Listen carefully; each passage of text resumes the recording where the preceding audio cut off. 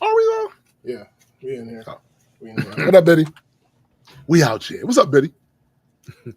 We out here. My man's yo, that's my guy, yo. kicking backs in left and right. We up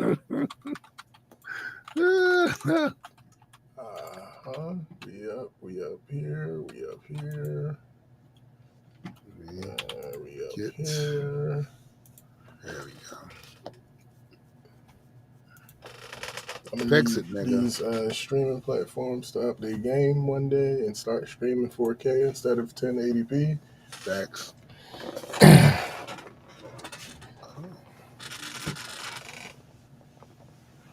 But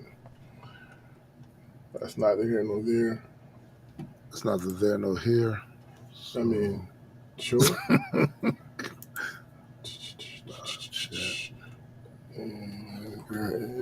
There we go. Yo, this fucking Opera browser, it's fire, bro.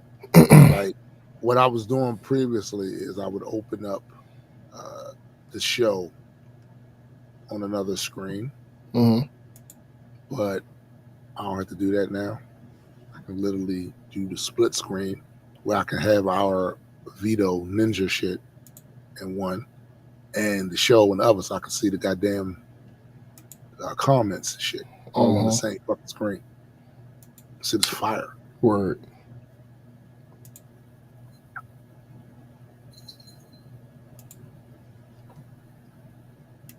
Yo, is this some new shit they add? I saw this on somebody's video. So when you look at the top of the chat, you see the XP and the crown and shit. I don't remember seeing that before. What you talking about, Willis? Take a look at the live chat. Sure. Oh, top fans? Yeah. No, well, that section, sure. But I mean, it should be, well, on my screen, it's to the right of the words top chat or live chat. Yeah.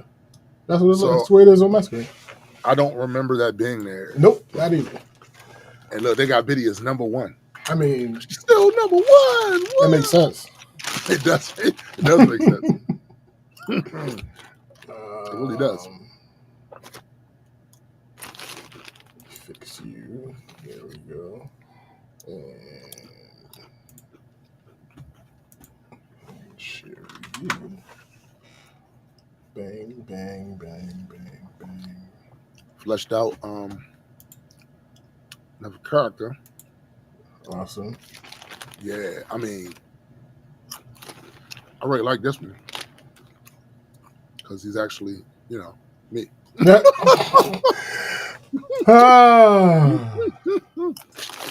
Fuck that. It was just a matter of time. I mean, come on now. Just a matter of time. He is annoying. Yeah. He really is, though. But he has a larger role that will be revealed later. But right now, he just seems like a hallucination. Speaking of, nigga, I don't know if you got into Sandman last season. They got a new season up. Well, they dropped the first 6 episodes. We won't get the next 6 until the 27th, 25th, something like that. But, nigga, like, if you want masterful storytelling, dealing with these very, very intricate concepts about existence, reality, and shit like that, even like with the comic book itself, because Neil Gaiman came up with these characters. Bro, that's where you go. Like, I have rarely seen a comic book be adapted this well to that platform. But Dream, the endless period, like the endless is a dope ass concept. It's one of the doper concepts that DC IP or property have ever came up with. Word. And they, as far as casting is concerned, because I read the books, like I'm identifying the qualities and traits that it would take to be able to portray these people and these characters, and they nailed it. Like bam, bam, bam, bam, nailed it, bro. Like some of the shit that they do in this first half of the second season is just stuff that you don't typically see, or makes it very difficult. You know what it remind me of? It remind me of a better, more structured, better structured story, American Gods. Okay, that's what it reminds me of. Like just the better. It's done better than they did American Gods. At a certain point, American Gods became very convoluted. Right. But they managed to keep all this in order. Shit like, imagine Lucifer just walking away from hell and saying, you know what? I'm not doing this shit no more. That's literally in the comic books what Lucifer did. So the way the story starts is, well, all of this happens before Lucifer left. Season 1, all of that happened before Lucifer left. And it's not that Lucifer is this huge character in the story, but he's pivotal in a lot of ways, right? Because he's the king of hell. I mean, fuck. Duh. Right. Fuck, right? So the way they have masterfully done that, even him walking away from hell and giving the keys to hell to the main character, for him to have to figure out what to do with that shit. What do you do with hell now that you have the keys and shit? Like, it's really well done. And then having other factions vying, trying to put their bid in to control hell. Some of which, like, I had my picks that should have had it. But ultimately, my initial pick, I thought was the one that made the most sense. Just give the shit to the angels so they can take it back to God. like what they like they just give the key back to the angels so they can just take it back to God. Dude, why'd you want anything to do with this mess or whatever? Give it back to them. Like, yeah, look, Odin, Loki, and Thor show up. Right. Trying to get and while that probably would have been my second choice, because it still would have caused some bullshit. Because without Odin's question. reasoning for wanting it is he was trying to stave off Ragnarok. And he said part and parcel of one of the reasons for Ragnarok is a territory dispute. So if they annex hell, that's more territory, and it'll make the war further off, because people go and they build up and they do whatever they want. I don't know why they want to live in hell, but all right, it's whatever, right? But your preference the way he dealt with that shit was dope, yo.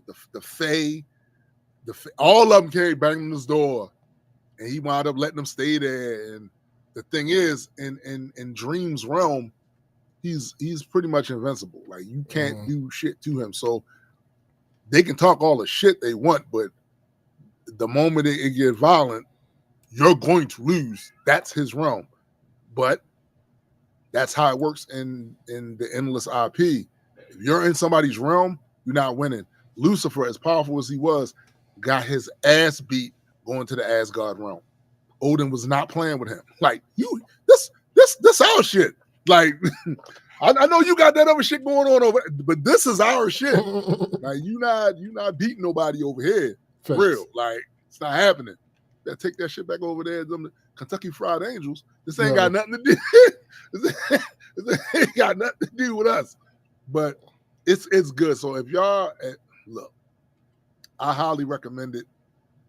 And I highly recommend starting with the first season, because you're gonna miss a lot. It's not that if you watch the second season without watching the first season, you won't be able to enjoy it. I think you will. Even learning about those characters that way, I think you will. However, you are missing a huge chunk of why Dream is the way he is and why the Endless are the way they are. And the Endless is just a dope concept, bro. It is a fire concept. Desire, delirium, destruction, dream, destiny. Like that shit, despair. That shit is fire, yo. Like that shit is. Neil Gaiman was really good at that sort of shit, creating these types of archetypal characters. Really good at that, and I'm trying to get good at that shit too. I'm trying to get good at that shit too, man. Because that initially was how Extropy and Entropy was initially. That was the initial idea that they were archetypes, but it just evolved into them being beings who don't really know they're archetypes, right? They don't realize that. So that's why we even changed. It used to be the Abstract Council. We don't use Abstract Council anymore. Right. We don't. They don't know that they're abstracts. To us, they would be considered abstracts. To them, they just tribes of people. You know, that's who they are. Facts. So what are we fixing today? Do I need to do the intro or what? I mean, at this point, nah. Shit, we not fixing the goddamn thing. This ain't our job. So we got a couple stories today. Let's just dive. We got Substack too. Just putting that. I mean, well, we're gonna get to that. Okay. But yeah, we got a couple stories today. Why Philadelphia is going viral for streets that look like a landfill. Oh damn! Look, hold before we get started. Right? Does anyone want to get out? Also, I want to make it very clear. I fuck with Philly. However, we've been calling that shit Philadelphia for a lot of years, yo. Well, this is up the ante a little bit. So libraries are closed. The medical examiner's office has a backlog of bodies, and trash is piling up everywhere. It seems the city of brotherly love isn't being so lovely going into a holiday weekend as Pennsylvania's largest city is experiencing the rather disgusting effects of a workers' union strike. Oh, shit. Nearly 10,000 blue-collar city workers, represented by District Council 33 of the American Federation of State, County, and Municipal Employees, are currently on strike. The union's first major strike in nearly 4 decades, after negotiations between the union, which seeks better pay and benefits to keep up with Philly's rising cost of living, and the city fell flat. The union strike began on July 1st. What's affected? Nearly everything. Curbside residential trash and recycling collection was immediately suspended. Piles on piles on piles of trash are accumulating on the streets. It don't take long. And no, not at all, nigga. And folks took to social media to showcase the mayhem. Dumpsters are overflowing. Trash drop-off sites spilling into the streets. This is what collapse looks like on day one, one person wrote on X. The massive trash piles is even more concerning as a suspected influx of garbage is expected due to the 4th of July weekend, only making matters more dire. The city did set up 6 permanent sanitation centers and over 60 temporary neighborhood drop-off sites for residents. However, these sites face challenges of its own, with picketing workers and concerns about overflowing trash. Some ex-users had an alternative solution: to drop trash off at City Hall near Sherelle Parker's home.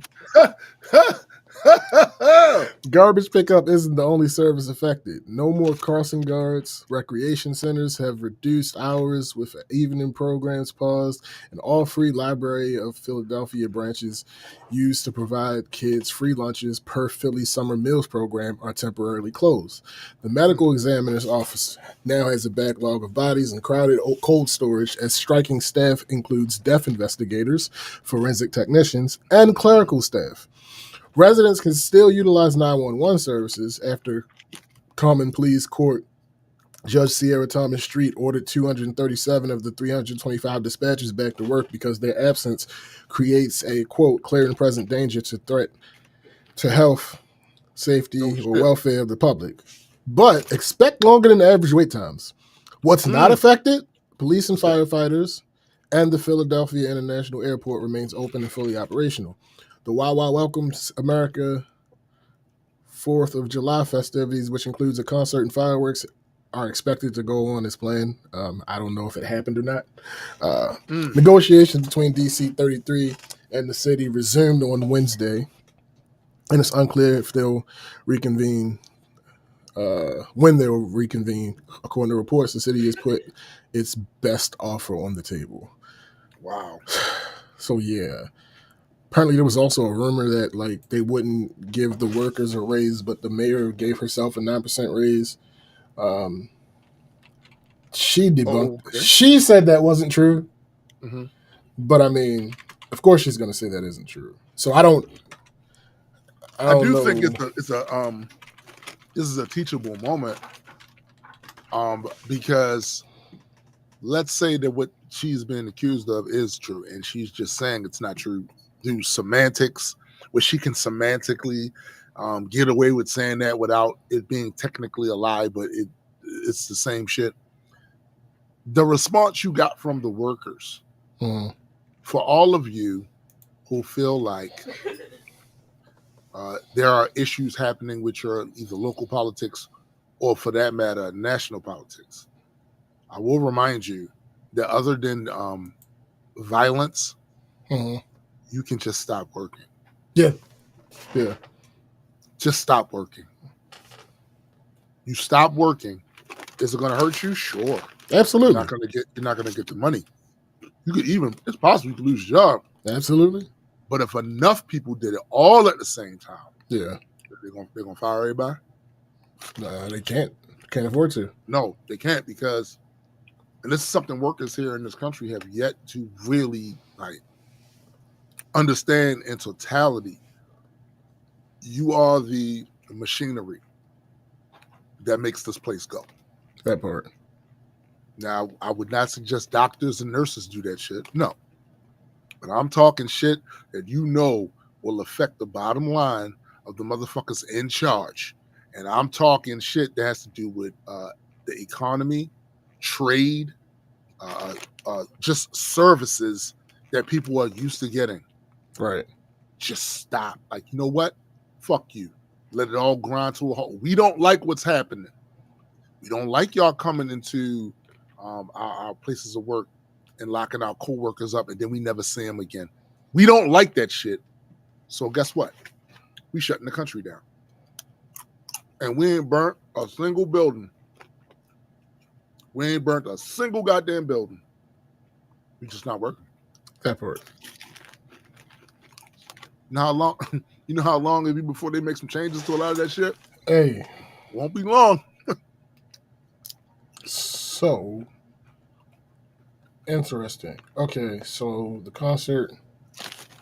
What up, Big Mike? Big Mike. Mighty Mike Gleason.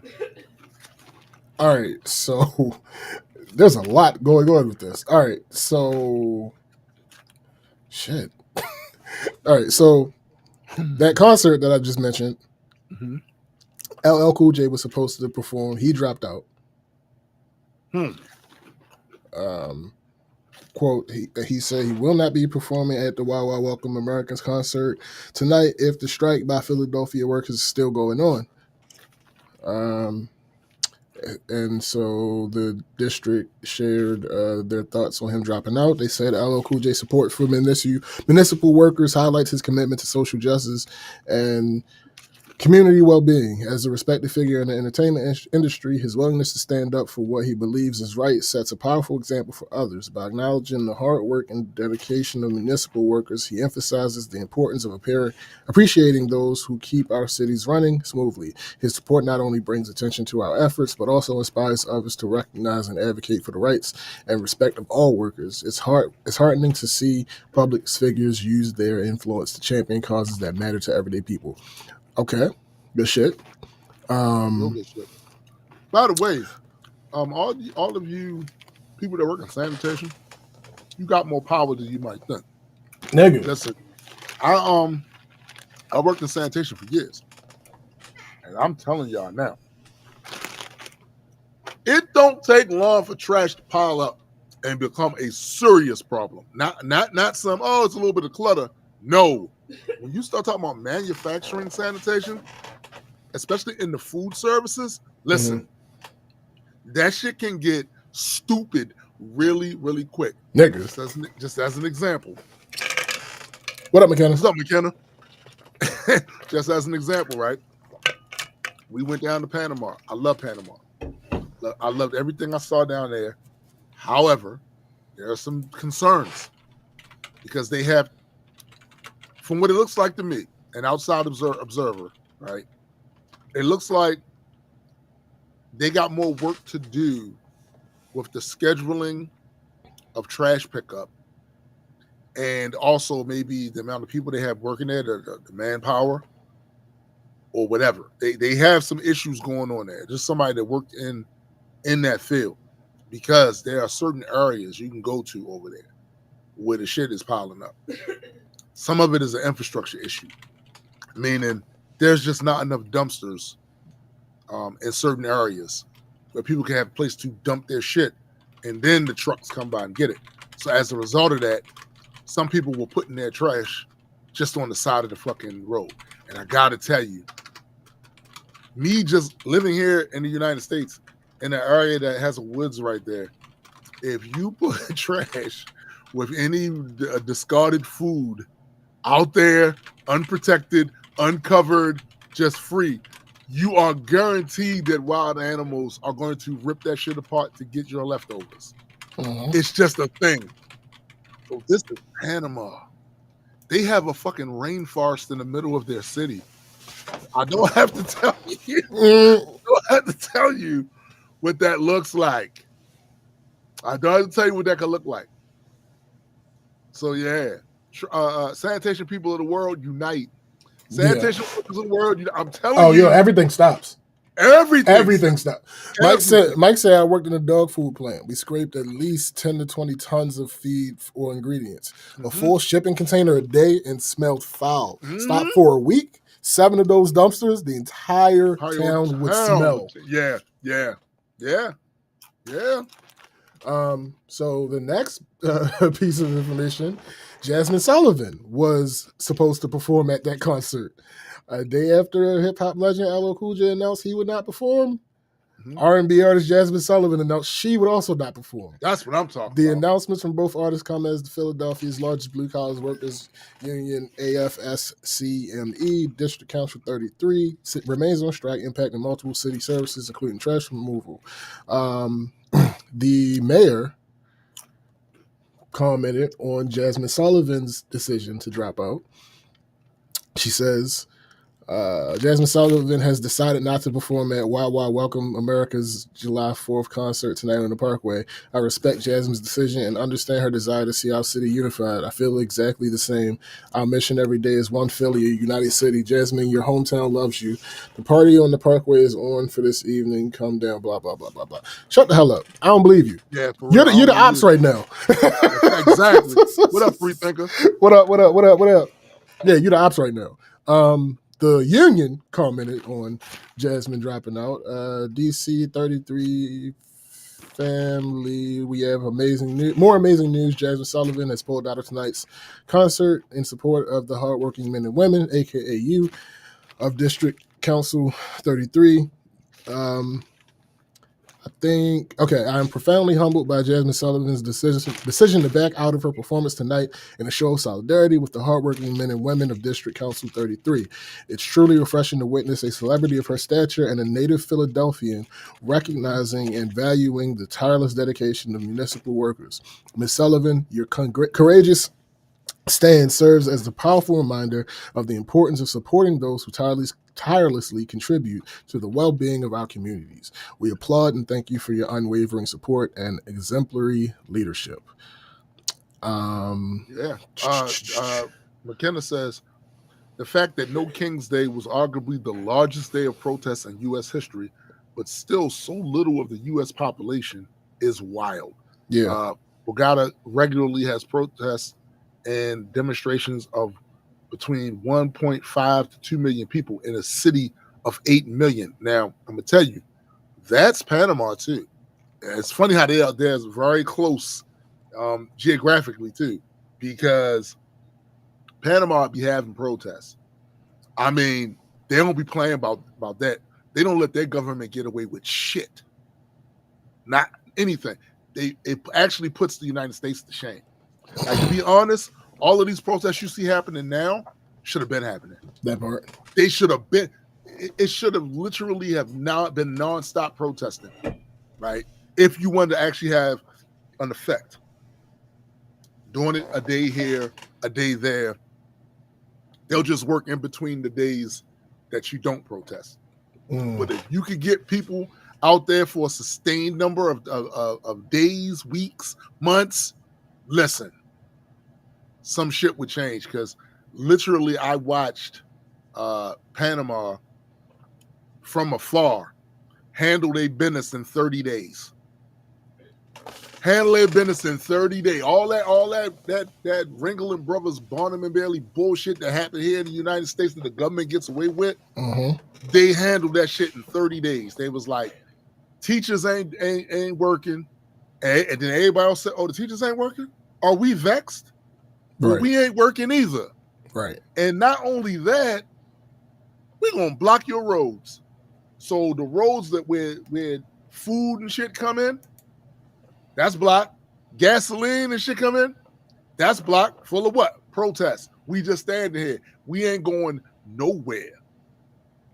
And in 30 days, their Supreme Court came up with a verdict that protected the rights of the people to not have a uranium mining company fuck up their ecology down there. Just saying. So continuing with the story, it seems as though there's a graphic out. It's on the news. I don't know what the source is. It says that the mayor received a 3.1% raise. Her total staff salaries are up 47%, and she added 9 new positions. So, yikes. And the average salary for the mayor's office staff is 3 times the amount of the average of the district. The district council 33 salaries. See, Mrs. Mayor, here's the thing. When we can find evidence that you've got a raise, and just because officially it wasn't labeled a raise, like they didn't call us a raise, you still got more money. Yeah. And that double talk shit right there is one of the reasons you're not trusted. One of the reasons that people in your profession are not trusted. And you're not helping your city. I'm calling spade a spade. I've always believed that you need to, and of course, part of it is my bias. Sure. But you better pay your sanitation workers. You better pay them, because on the day that they decide that this ain't worth it, the amount of rat y'all have listen. I've seen things in that field, from fucking Phillips Seafood to Lancaster, which is a huge ass building that brings food in from all over the world. I am telling you, we are the final line between your society and the vermin taking over. And they are waiting for that line to fall so the walkers can come over the wall. That part. And they give no fucks. There was a time in Baltimore, and I'm sure in some places in Baltimore it still may be like nigga, I'm sure. I'm sure, right? But I remember watching the news where they had cameras pointed to people's homes at night, and in the windows, the rats were moving the curtains. Listen, you don't share a home with a rat. Yep. Not even one. Yeah, that's you may share a home with a mouse. Yeah. You don't share a home with a rat. Yeah, that's not how that works. That's not it, because one, they give no fucks about you. They're not afraid of you. And they carry biological warfare with them. They will fuck you up. They don't even have to bite you. Just you being in the presence, the shit that's on their fucking fur. Yeah. You don't want it. Pay your sanitation workers. Facts. Pay your fucking sanitation workers what they worth, man. Pay them what they worth. So contract talks have resumed today. Okay. Well, will resume today. So they haven't. This was 30 minutes ago. Okay. That this was posted. It said contract talks resume today. Updates will be provided as they become available. Okay. Let me see if there's any updates. No, that's the last post. So we'll see what this ends up being. We'll see. Nigga. Stop playing with them. And listen, that's a whole city. Philly is a nice sized city. And it is just like every other major. It's the largest in Pennsylvania. Yeah. Listen, every city just underneath, there are other species waiting to take over. Absolutely. Listen, they in them sewers. The reason that's the splinter in them. They don't play. Yo. They don't play. Yo. You see, they can train turtles. If they can train turtles, they ain't gonna do the humans. If they can train turtles, come on now. They're gonna fuck y'all up. Listen, they stay in the sewers because of the sanitation workers. I'm telling you, the moment the outside of the sewer becomes every bit as attractive as the inside of the sewer, it's a wrap for you. That part. I don't care what stores you have. You can try to reinforce them stores downtown. Like I'm speaking specifically about Baltimore. You can try to reinforce them stores all you want. Rats always find a way to get the fuck in. Yeah. They're going to get in. They're not going to stay on the street. And even on the street, let's say you do manage to keep them out your homes and they're on the street. Nigga, you got to be on the street. I've been through neighborhoods where it's not night and they out. Yeah. They walking across the street. They doing all. Pay your sanitation workers what they're worth. Don't play with them because if they stop working, man, the smell alone will knock you off your feet. Facts. Like, don't do it. Don't do it. And they deserve it. Them men and women that work in sanitation have to deal with shit you have no idea. You get a little skeeved out when you gotta take the trash out of your trash can and a little bit of whatever was wet in there gets on your hands. Like, ugh! You have no idea. You don't know. You have no idea. You don't know what death is. You have no idea what death is. Like, stop it. Stop Facts. it. Pay them people. Pay them.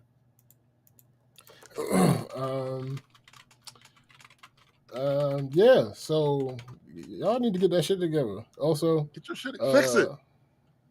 The old trope comes to mind: all skin folk ain't kinfolk.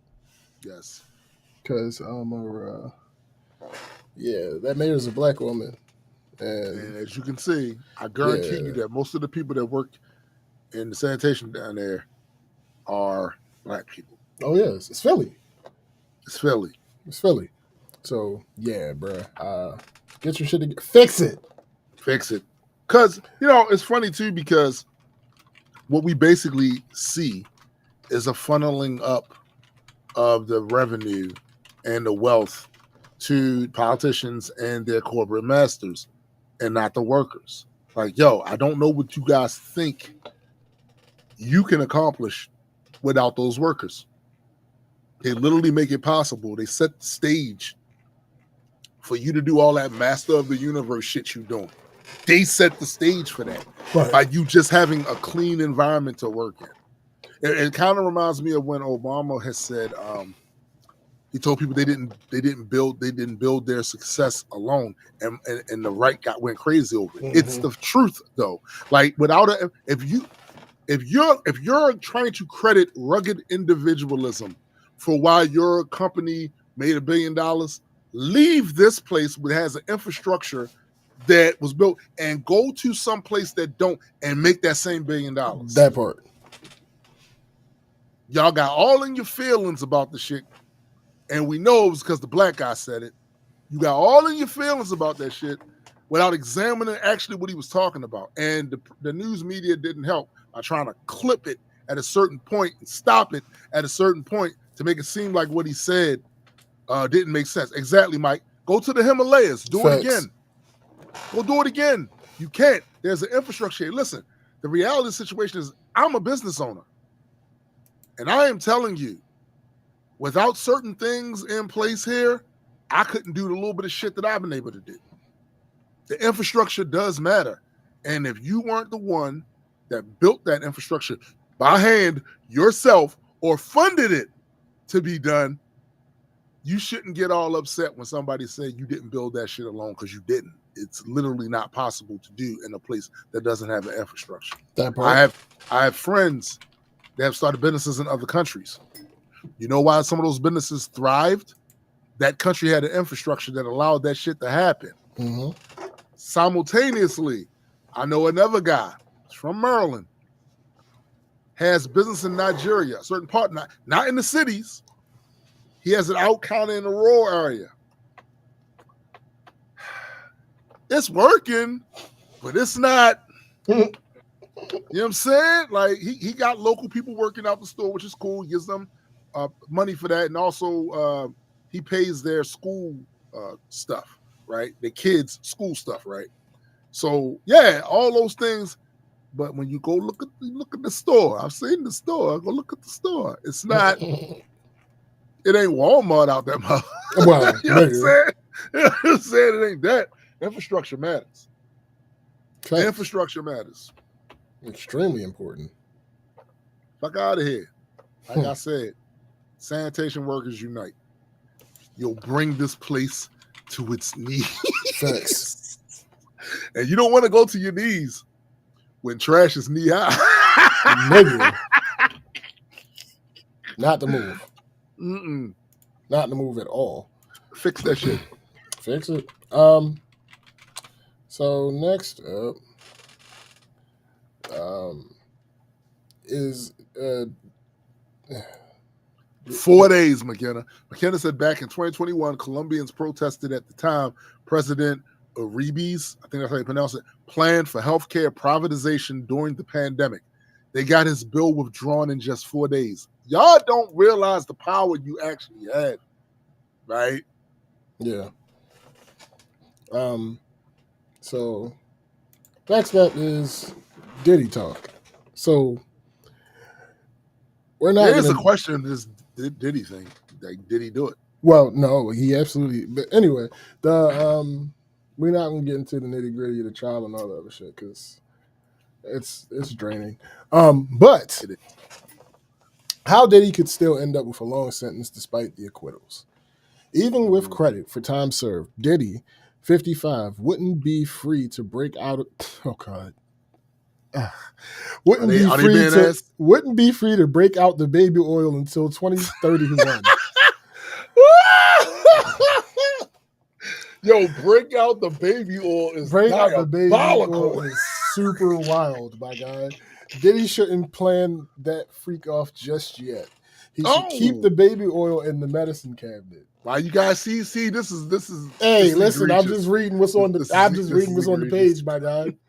Acquittals on the RICO and sex trafficking charges Wednesday means life in prison is off the table. But the man who was once a dominant figure in the music industry could still end up with a big stretch in the big house. Mm-hmm. Diddy was convicted of a pair of violations of the Mann Act, a federal law that prohibits the transportation of an individual across state lines for the purposes of prostitution or other illegal sex acts. Each conviction exposes Diddy to a 10-year sentence, meaning he could get a 20-year term if the judge who oversaw his trial decides to impose the maximum and orders that those sentences run consecutively. That's not likely. Not at all. Right. But Diddy has a couple significant factors working against him as he hopes for a short sentence and an eventual return to the mogul life. First, he's a black man. And the criminal justice system doesn't often offer up breaks to brothers, though having a gigantic bank account and a stable of talented lawyers does even the scales a bit. Secondly, the judge in Diddy's case, U.S. District Court Judge Aaron Subramanian, that's what we're going to go with, saw that video of Diddy brutalizing Cassie in 2016. Like the rest of us, he saw Diddy shoving her around.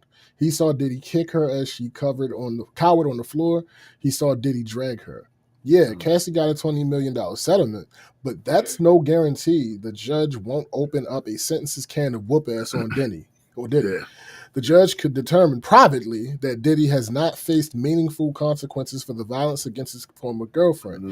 He could impose a sentence of, say, 7 years on each count, decree that they run concurrently, and still be well short of the 20-year stretch that he could have handed down.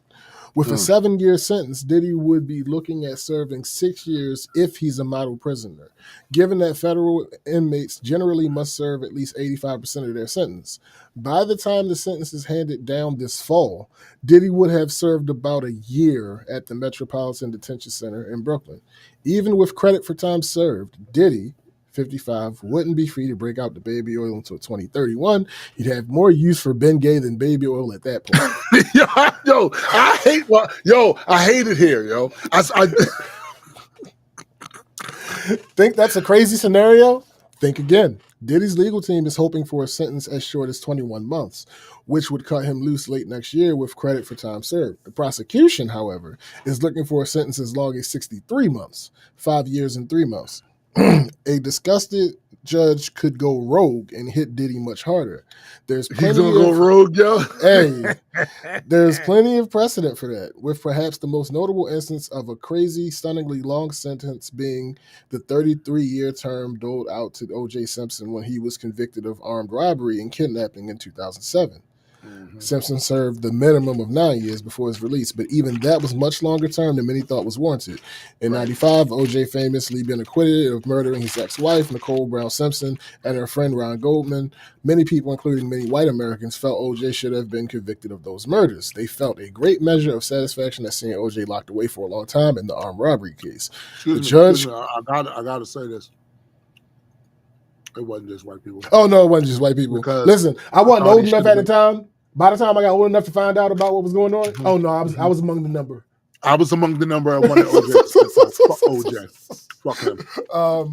The judge can decide those Mann Act convictions are all he needs to give Diddy a little of that OJ treatment. If he does, come on, yo.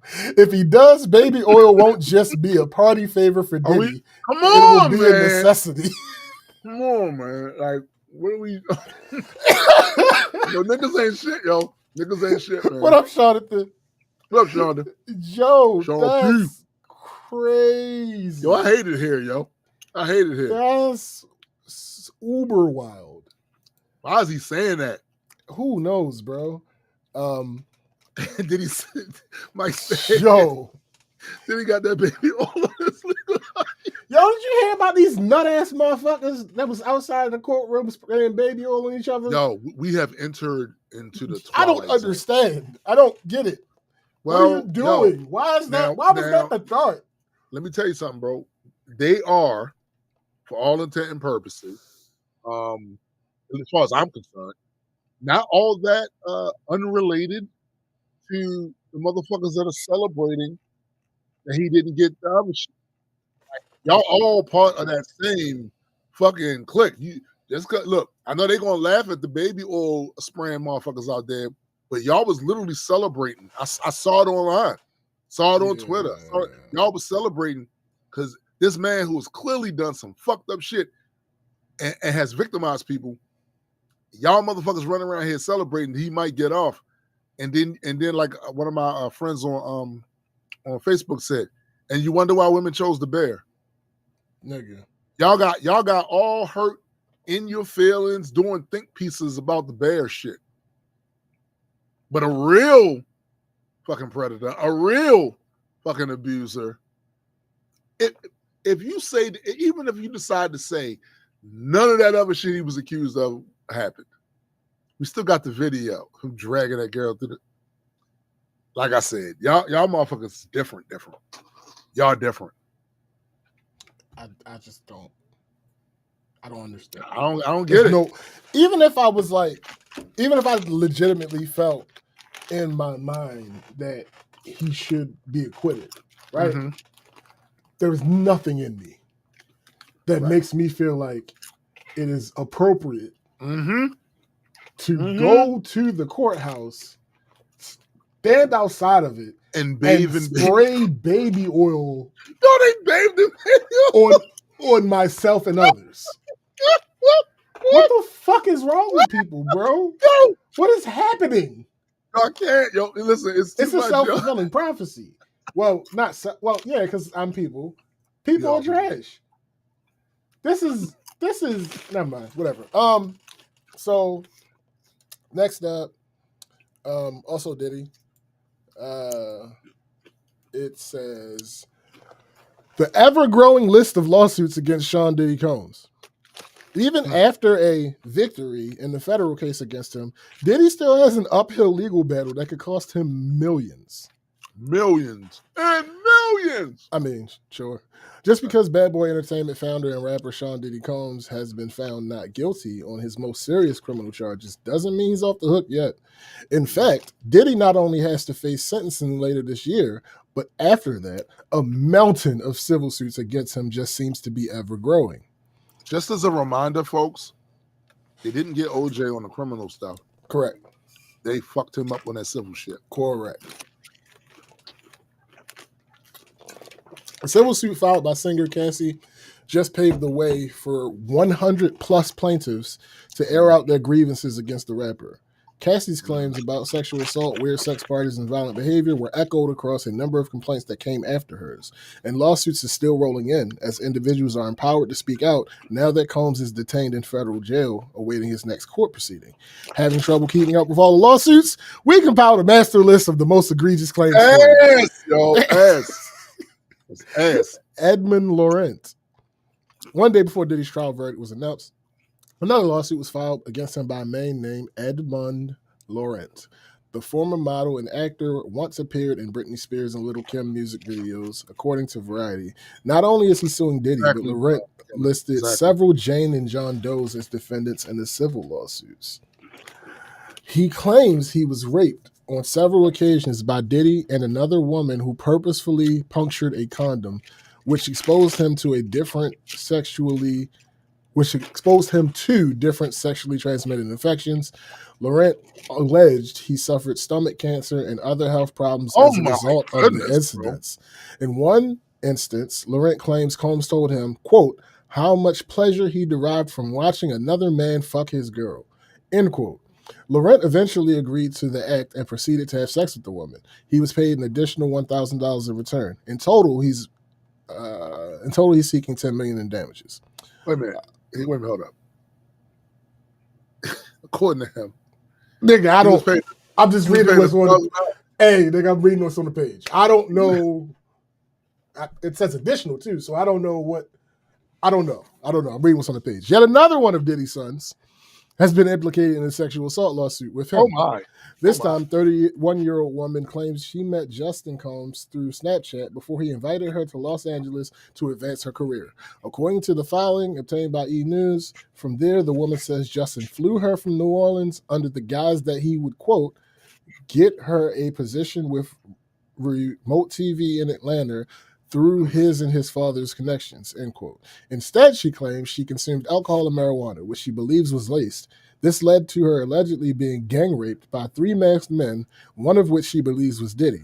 The filing said the woman suffered severe emotional distress, emotional anguish, fear, anxiety, humiliation, embarrassment, physical injury, emotional injury, and trauma after the alleged attack.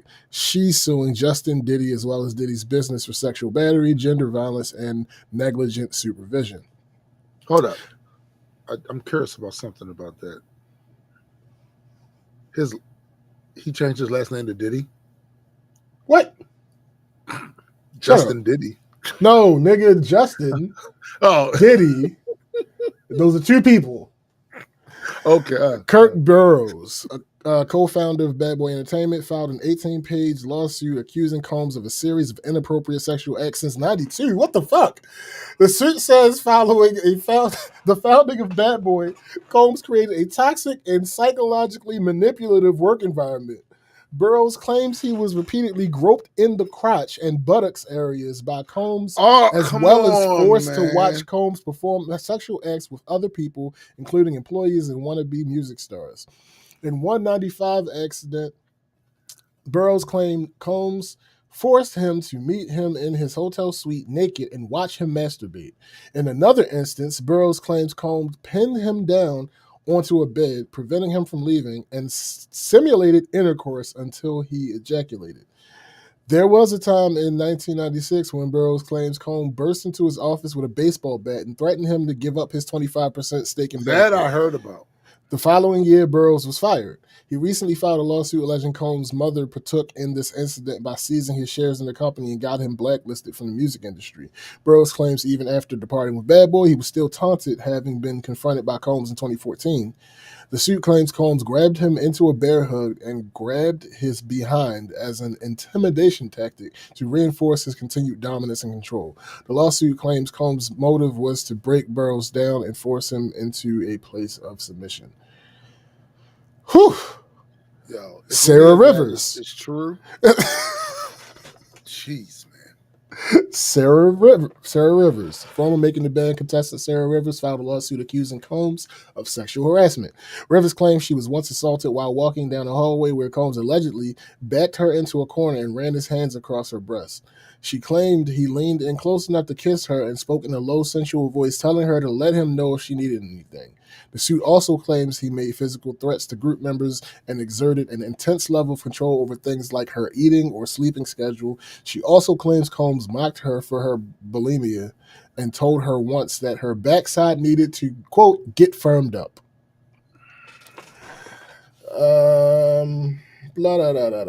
Ashley Parham filed a suit October 15th for calling the alleged incident from February 2018. Court document says she met one of Combs' friends, Shane Pierce, at a bar when he called Combs on FaceTime after expressing she wasn't impressed with Pierce having a famous friend. The suit says she told Combs she believed he had something to do with the murder of Tupac. Combs allegedly told her she would pay for her statement and also for dismissing him. The following month, Parham said she rode with Pierce to his home in Orinda, California, where Combs and his entourage pulled up and ambushed her. The lawsuit then claimed she was threatened with a knife to get onto Pierce's bed. Combs then allegedly forced Parham to undress, sprayed her body with oil that was spiked with drugs, and violently raped her with a television remote. Bro. Come on, man. Yeah. I'm just going to say this, right? I know there are some people out there that will be quick to dismiss a lot of this by saying they lied, they try to get money, blah, blah, blah. Yo, if there's even a remote chance that any of this happened, because some of this stuff is very graphic and detailed. Yeah. There's a remote chance that any of this happened. Yeah, you know how crazy you look getting online? Nigga. Saying anything in defense of this man. All right. I'm not about to read all these. I'm just gonna read the names. Nigga. But let me see. A Minor, John Doe. A Minor. DeWitt Gilmore. Brianna Bongolan. Philip Pines. Young Musician, John Doe. Cassie, of course, we already know about that one. Lisa Gardner. Joy Dickerson Neal, Jane Doe #1, Rondi Lil Rod Jones, we talked about that one. Grace Omar, I have no idea how to pronounce that. Not gonna try. Crystal McKinney, April Lampros, Derek Lee Cardello Smith, Dawn Richard, which she was on she was on the stand as a witness. Talia Graves, Jane Doe #2. There's a 120 plaintiff class action suit. And yeah, that's all of them. But so, nigga, I'm wondering, right? As far as the press is concerned, whatever the eventual, they still haven't come up with a sentencing for the two that correct. That he was that's not until the full. Right. So I'm wondering, right, how much of the press's attention will be on the civil cases as opposed to the criminal case? Yeah. Hey, Reptilian Reaper, pause. Like I said, yo, shut the hell up. That is hilarious. Still shut up. Man. That's crazy. McKenna's right here. I definitely agree with her. And one of the great things about these being civil cases is even if the claimants don't win, almost certainly Diddy won't be able to get lawyer fees out of them.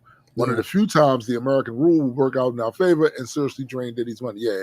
I mean, listen, no one's convincing me that he hasn't already spent a crazy amount of money on this That defense. part. There's no way around it. There's no way around it. There's no way around it. He was close to being a billionaire. There's no way. Yeah. There's no way he's not as close now. Yeah. he's no way he's as close now. Ain't no fucking way. All right. All right. One thing though. As I'm sitting there thinking about Diddy, and I'm thinking about these other multi-million to billionaire motherfuckers that get caught up in this shit. I'm pretty sure I've expressed this before on the show. I just don't understand, y'all. Like when I sit back and think about having a bunch of money, right? Just a crazy amount of money. You know what always comes to my mind? Yo, me and my family can. Me and my mans and then we can go and do it. I always think in terms of that. No, you know what I just never crosses my mind to do? To violate people. I mean, it just never crosses my mind to violate motherfuckers because I got this money. I'm always thinking, yo, shit, boy, y'all motherfuckers ain't seen shit. Me and James gonna be doing whole full-length films and shit like that. Y'all ain't seen shit. I'm thinking creatively, this type of shit we're going. Facts. To have that and be able to tell family members, yo, quit that job. You know what I'm saying? Like, what are you doing? Quit that job. Like, I never think of the other shit where you buy stock in a baby oil company and then you take the proceeds. Shut the hell up.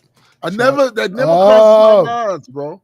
Like how sick are you? Seriously. You can't tell me that it's just the money that did it. There was something broken in you already. Oh, absolutely.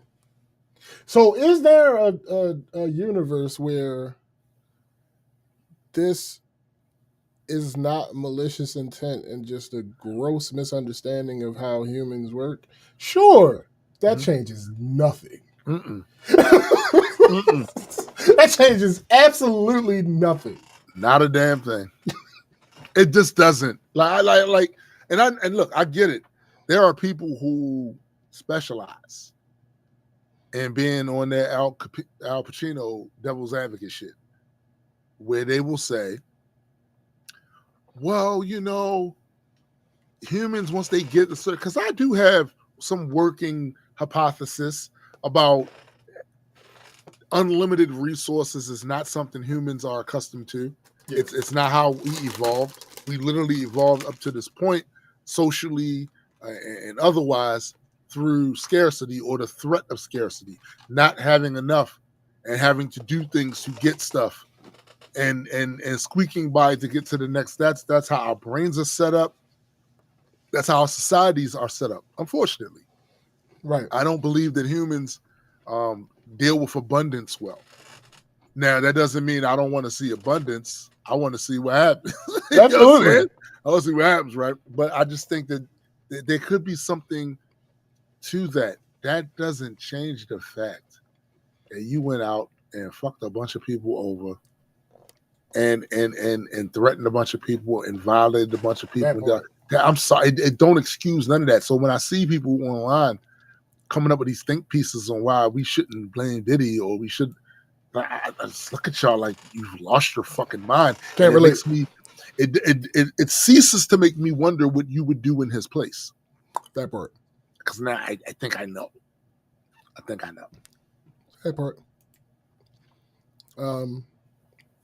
Yeah, so whoever needs to be involved, as far as all of this Diddy shit is going on, fix it.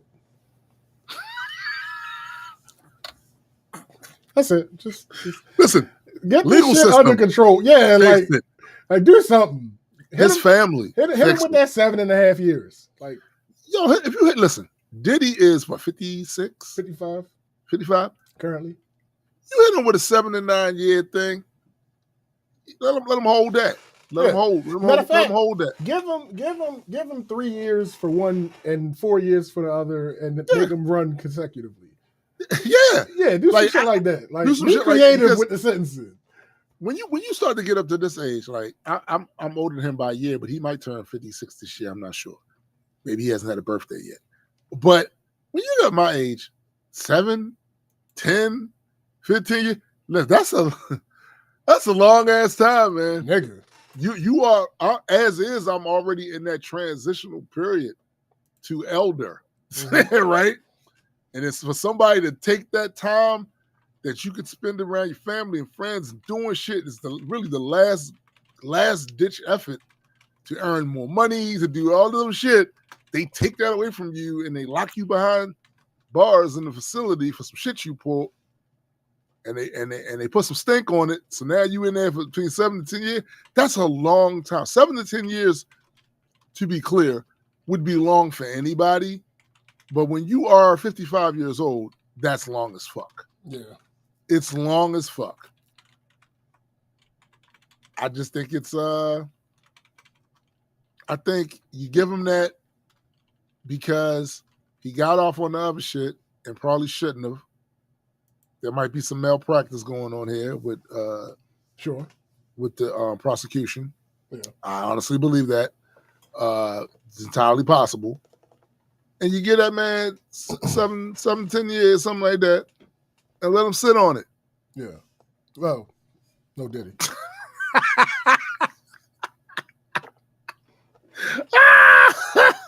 no Diddy. No Diddy. You're not, yeah. Man, like I said, though, some of y'all really, I'm not going to say you worry me because you would only worry me if it was a surprise. Sure. I am not surprised by some of your takes. I'm not surprised by some of your defenses. I'm not surprised by your attacks on the victims or perceived victims. I'm not surprised. You guys come from simply one of the worst environments on the planet, and you're some of the worst people on the planet as a result of what you prioritize. Like, I talked to a friend of mine the other day that I ain't talked to in a little minute. I think he still kind of is heavily intellectually and emotionally invested in the billionaire class and their books and their opinions and their advice and this, that, and other. And we had a conversation yesterday. I said, so you still quoting from these niggas, these motherfuckers who basically bought your entire government, both sides, and got us to where we are here, where they're literally funneling up the money of the masses to themselves in the form of tax cuts, while simultaneously cutting and destroying the safety nets. And you're still buying their books and taking their advice and hearing their little anecdotes about, bro, it's all a scam. It's all a scam. I asked them one time before, I said, give me one practical piece of advice you got from these motherfuckers. Because from what I've seen from some of the books that you've recommended for me, I find PDFs of the shit. They're giving you their life story and hoping you get something from that shit. Yes, you in the third row. So I'm gonna paraphrase. Actually, it's actually the same exact thing that I said to another acquaintance of ours who used to do something similar. Is he a millionaire? No. Huh. Interesting. He's not even a thousandaire. Well, I mean, and he's been reading those books for quite a long time. Interesting. I'm talking since at the very least we was in our early to mid 20s. Oh, He's been reading those books. He's older than me too by like yikes! 3 years. So, Yeah. okay. And this is what I'm talking about. Like I said, show me some. Did they show you how to start an LLC? Did they? About you talk about your how to make sure your taxes and shit is taken care of? How to pay vendors for like what practical advice did they actually give you other than telling you their life story, which is probably at least half manufactured, right? Hoping that you take a lesson from it, all while infusing in your pedestrian reptilian brain that the poor are poor because they want to be. And it's not a system. It's not the system. The poor, they need to stop paying money for them damn Jordans, right? That's why, not because there's an entire government that is wholly purchased by them and makes them make policies that literally help them. And they didn't brainwash the people with this American exceptionalism bullshit to believe that, oh no, we do rugged individuals, we self-sufficiency over here. Cut the crap. Cut the fucking crap. Nobody makes it alone. Nobody makes it alone. Get the fuck out of here with that. Now, he's still looking through them books and said, yo, they literally fucked you. You who use Medicaid. Yeah. They fuck you. And you're still reading their books and acting like they got something to teach you, or they would even attempt to teach you. Don't you realize those books are yet just another money grab? The same as the Trump cologne, as if motherfuckers want to run around smelling like a fucking rotted orange. I promise you, I do not. Get the fuck out of here. Have you ever seen any other politician hawk their wares while they were in this position? No. But this is what happened when you get these. Not even a book. Power. Not even a book. You typically get the book shit on the campaign. Not once they're already in office and supposed to be working. He's literally doing product placement and shit under the official United States seal. And you were warned. All of you were warned. Well, what happened? This is beyond Trump. All of you were warned what would happen if you allowed the worst aspects of capitalism to take over your fucking system. Everybody was warned of that shit. Because in that scenario, everything's a commodity. Everything is to be bought and sold, including your monkey ass. And this place didn't start off all that good in that area to begin with. You were selling human beings and selling their children. So we should have. There should be no excuse for somebody acting like they don't know or we didn't realize it would get this far. Boulder Dash. Bullocks. That's what it does. Because there's no balance. Right. It's a reason why other developed nations take the little bit of time that they do take to make sure that their population has services. Because they know where this can fucking lead to. That's why they put caps on the amount of money some of these motherfuckers take through taxing. Because you're gonna make a shit ton of money. You're gonna make more money than any of these other people here, but you are going to put some of that money back into the system that helps you get it for the rest of them.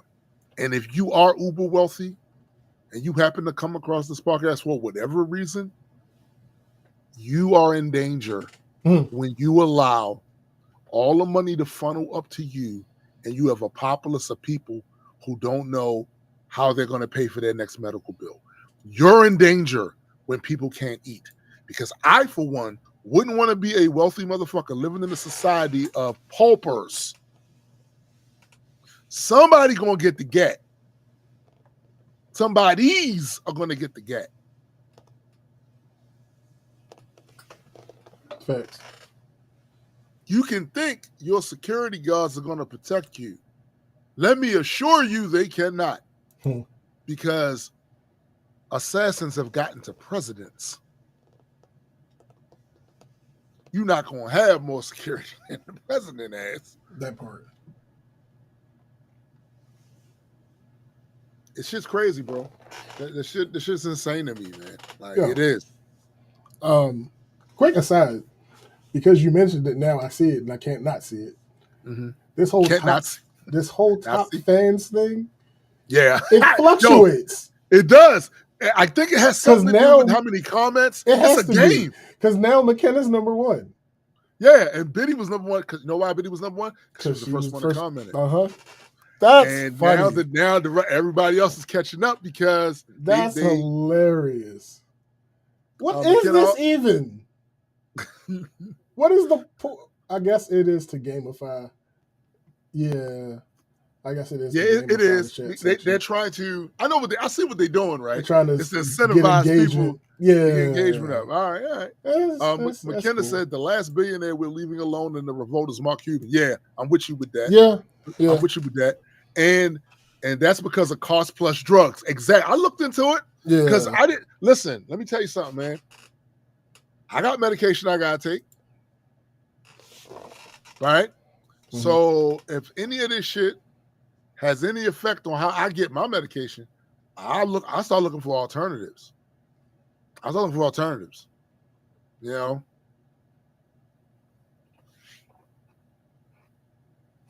And matter of fact, when I looked on their website, the Cost Plus Drugs website, those prices were, right. I don't know how he managed to do it, but yeah. He's a billionaire, man. Well, yeah. It's true. It's true. And Sean P, you gotta get your XP up. They ain't got a number by your name. You gotta that's get your crazy. You get XP as you comment. That's kind of cool. I think it's cool. That's kind of cool. I'm not overly a huge fan of a lot of things YouTube does. Yeah, but I'm not. I don't think that's bad right there. Yeah. All right. So let's get into weekend review. So, this week I had some X-rays taken. You broke it? No, I don't know.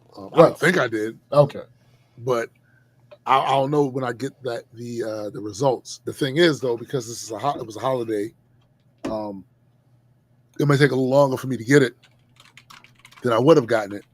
One of the things I do like about our current digital age is that you can get your results a lot quicker than it used to be.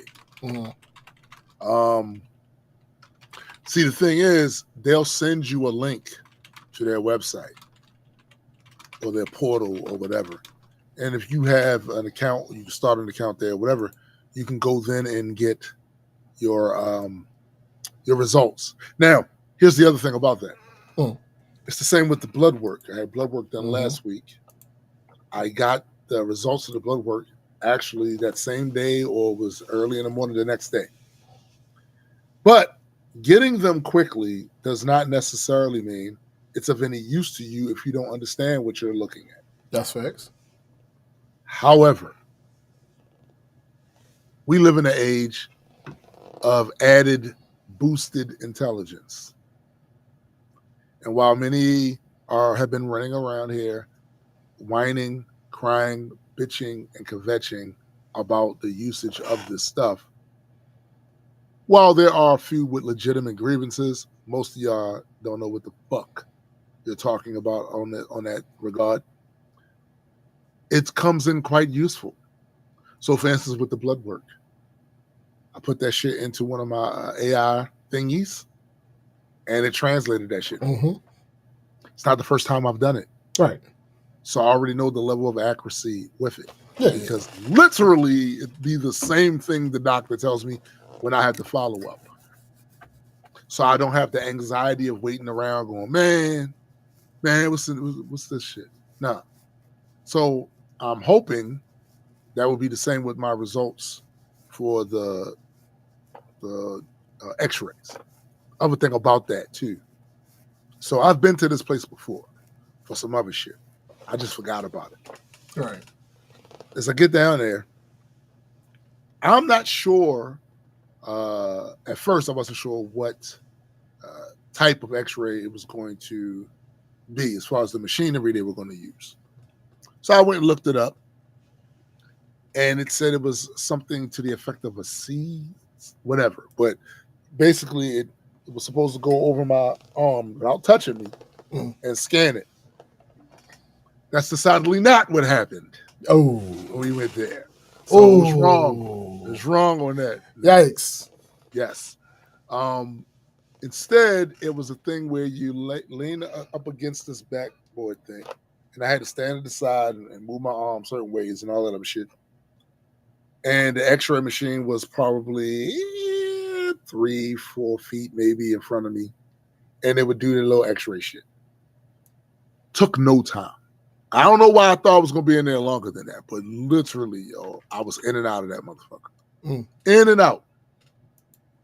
A couple of things happened, though, when I was in the waiting room. I understand that childcare is expensive as fuck. Indeed it is. I do. I get it. And there are times, right, where you have no alternative but to bring your kid with you. Because Indeed, you just, and I empathize with that, especially as a father, right? I empathize. So I'm not going to attack you on the idea that you had to bring your kid to your appointment. Instead, I'll attack you on your home training. Swerve. Yeah. So the reason that child in the waiting room is being asked is because of how you correct that when you're home or Absolutely. don't. Sure. This is not a call to arms. In other words, I'm not saying you put your hands on your kid. There are other ways to discipline a child at home, to make them understand that when you're in public, there's a certain way you have to conduct yourself. Now, different children have different temperaments, and everything doesn't work on every kid. It's your responsibility as a parent to figure out what works for your kid. I would take my daughter places when she was a toddler. She barely made a peep. Part of that is her temperament. Part of that is her knowing what I'm not going to allow. So, I shouldn't be sitting waiting to get some x-rays and having to shoosh your kid away from what they're doing, because what they're doing can either hurt themselves or break something that you'll then be responsible for. You should be doing that, not me. Yeah, sure. Now, I have no problem doing it because I'm a father and an uncle. Had to deal with that sort of thing before. That's not the point. What are you doing that you give your kid free reign of this place that you don't own? You're there as a patient just like everybody else. Must you impose your crotch goblins behavior on everybody? And as I looked around the room, I'm peeping people's expressions on their face. And it was the, I don't want to be mean, but I'm not trying to get involved, but, and I get it. But I'm not going to stand there and watch a kid potentially hurt themselves because they swinging on something they shouldn't be swinging on. Shit fall down on top of them. simply because their parents ain't doing their motherfucking job. Sure. I'm not suggesting that parents have to be perfect. I certainly was not the perfect parent. However, in this regard right here, unassailable. Because I kept an eye on my kid. So she didn't run around acting like a complete and utter dill hole. And again, it ain't the kid's fault. It's your fault, mama, dad, older siblings. Y'all supposed to wrangle that. Y'all outnumber that.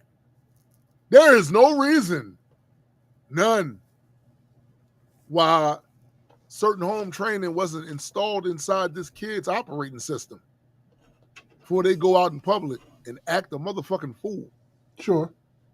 When people are in medical facilities, there's a certain level of stress. They're going there to be tested. They don't know what's wrong with them. They might be in pain. They might be wondering what this shit is going to be about. Is this going to irrevocably affect their lives going forward? They're stressed. They're tense. For all of those reasons, and maybe more, I'm not even mentioning. They don't need your crotch goblin swinging from the lights, bouncing off the walls, and licking the floor. They don't need that. They just don't. So I'm asking you. No.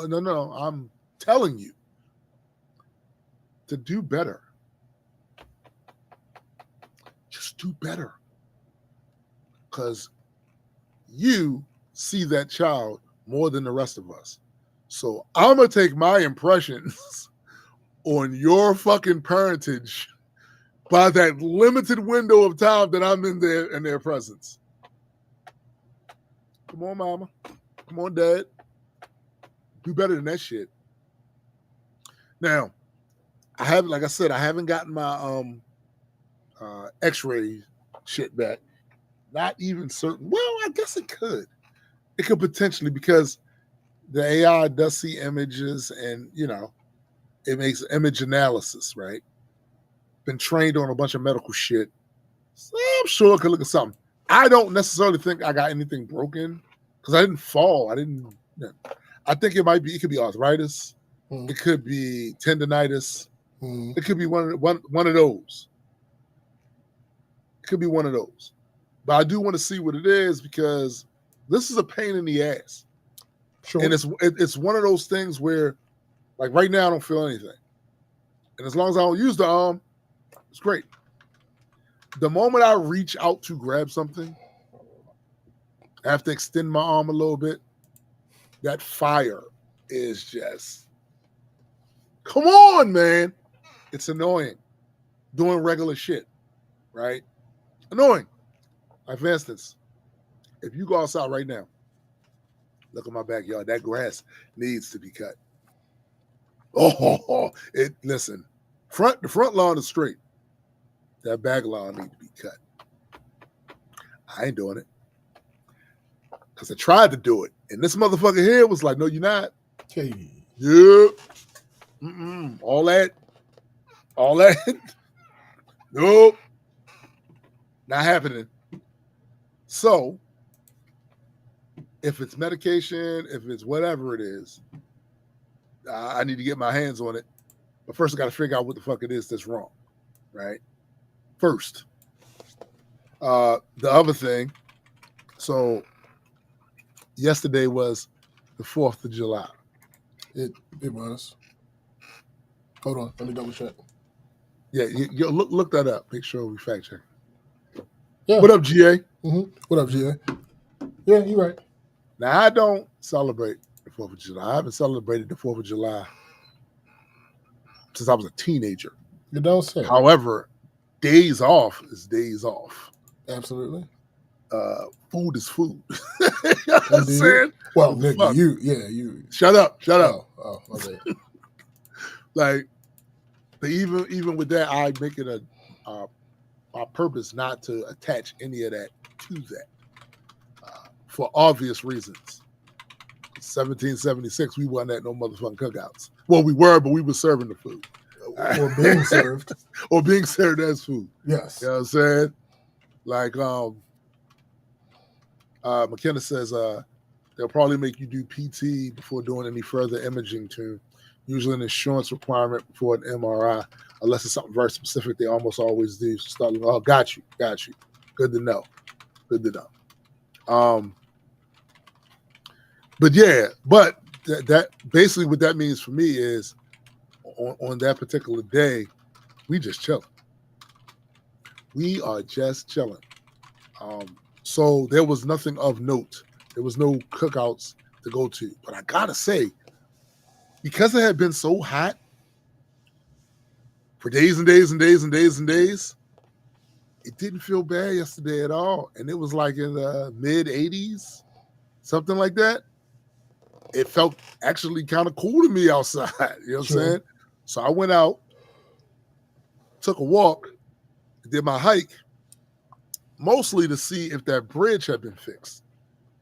I think I mentioned it here on the show before, but when I go down to Paint Branch Trail, there is a bridge you have to cross, a little wooden bridge you have to get across to get to the main trail. Well, last month, they closed the bridge for repairs. And it's about time because the shit was falling apart. There was always a hole or some shit somewhere in there. I can only imagine how it got there. Maybe somebody rode their bike across it, or I hope nobody wasn't just walking and their shit collapsed in there, right? But it definitely needed to be fixed. Now, they put a sign up there saying it was supposed to be done by, what was that, June 27th? Some shit like that. I go back down there just to see, because it's past June 27th. Nah, B, they got a new sign up there. Yikes. August 8th, right? Oh. So I don't know.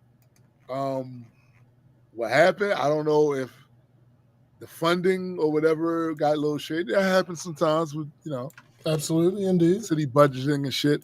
Mm-hmm. Or it was so fucked up, it was going to require more work than they initially thought. I don't know, but I did walk down there to see it. And of course, they had it gated off. You know what I mean? And I could tell they did some work. I thought it was going to look wildly different, but no, they seem to be going with the same relative style that they had before. And the reason I don't understand that is because when you get a chance to do something over, do that shit up. Like, that shit should look, it shouldn't be the exact, I don't think anyway, it should be the exact same thing. Like, you already had that and you was patching holes. Like, y'all not gonna try something new? Now, I'm not saying they should have put some concrete down there and no shit like that. It can still be wooden, but not that same style is, it just, I don't know, man. It looked like it's the type of thing that particular style lends itself to all the problems that it has. From rain and, hitting that shit and fucking up, rotting the wood and all that other shit. Like, I don't understand why they went back to that, but that's what they did. So as a result, I could not continue my walk that way.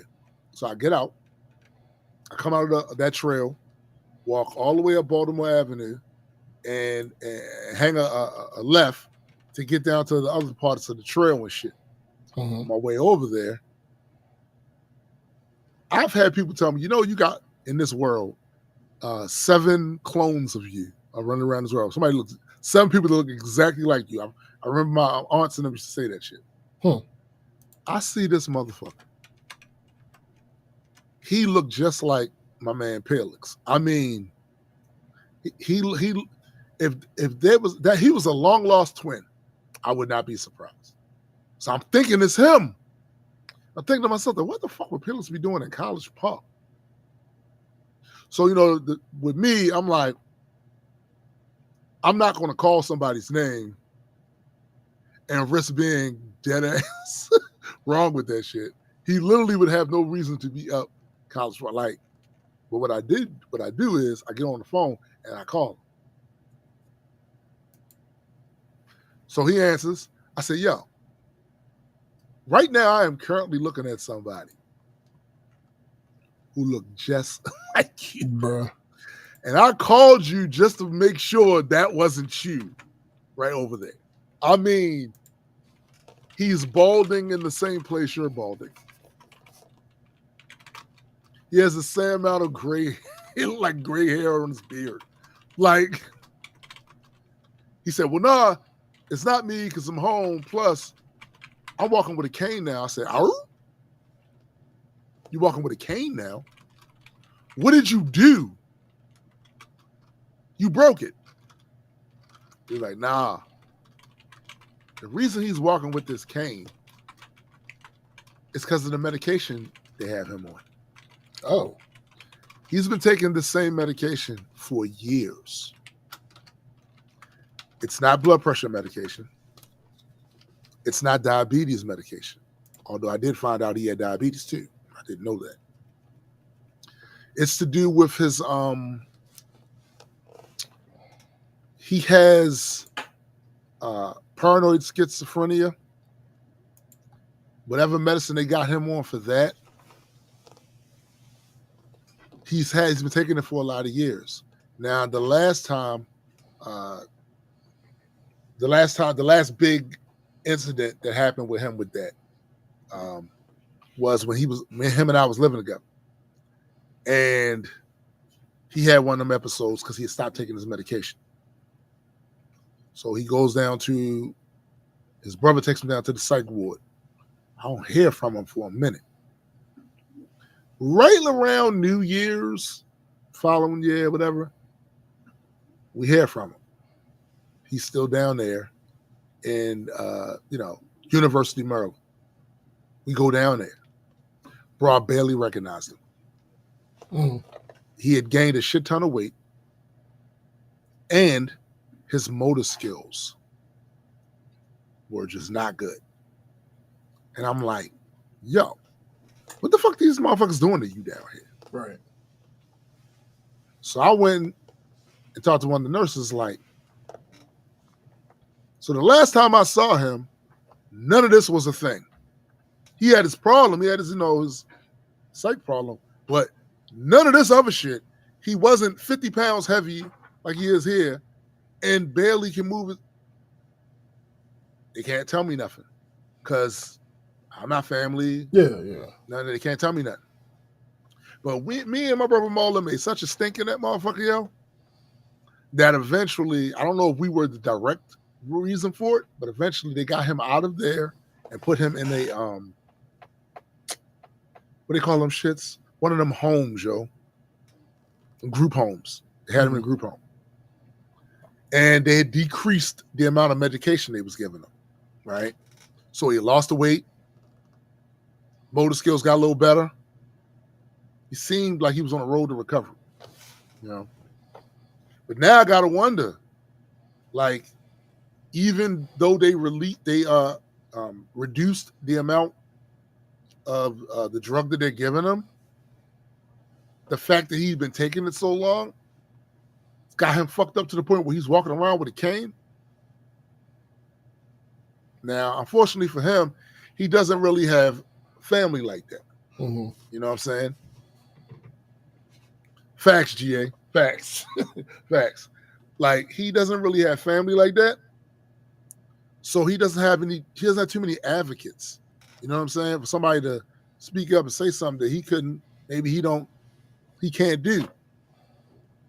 But I am seriously concerned about the fact that he's walking around with a cane now based off of the medication that they've been giving him. That's crazy to me. That's crazy. So what that basically means is I'm gonna have to be current. Like, I'm gonna have to be current, you know what I'm saying? Like, because I want to know what the fuck's going on. But yeah, that was my week. Yikes. Yeah. Yikes indeed.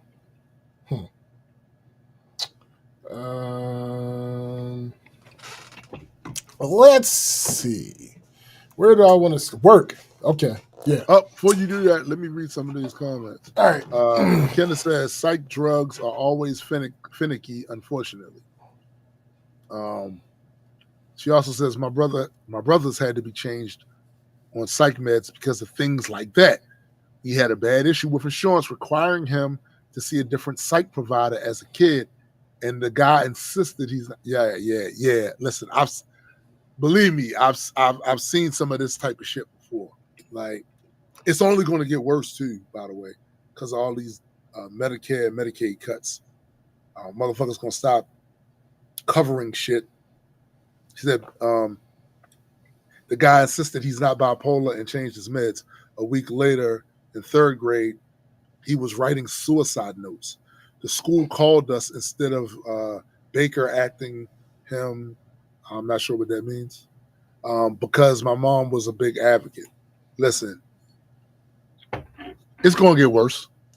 Because as they don't no longer get money for shit, they're gonna start not allowing people to have, their meds because they don't cover that no more. You got to figure out how much.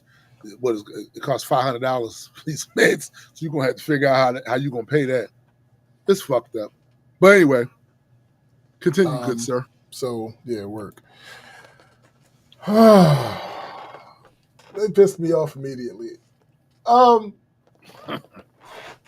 So Monday, I had to start my day out in the field because I had a meeting set for 3:50 p.m. in the downtown office.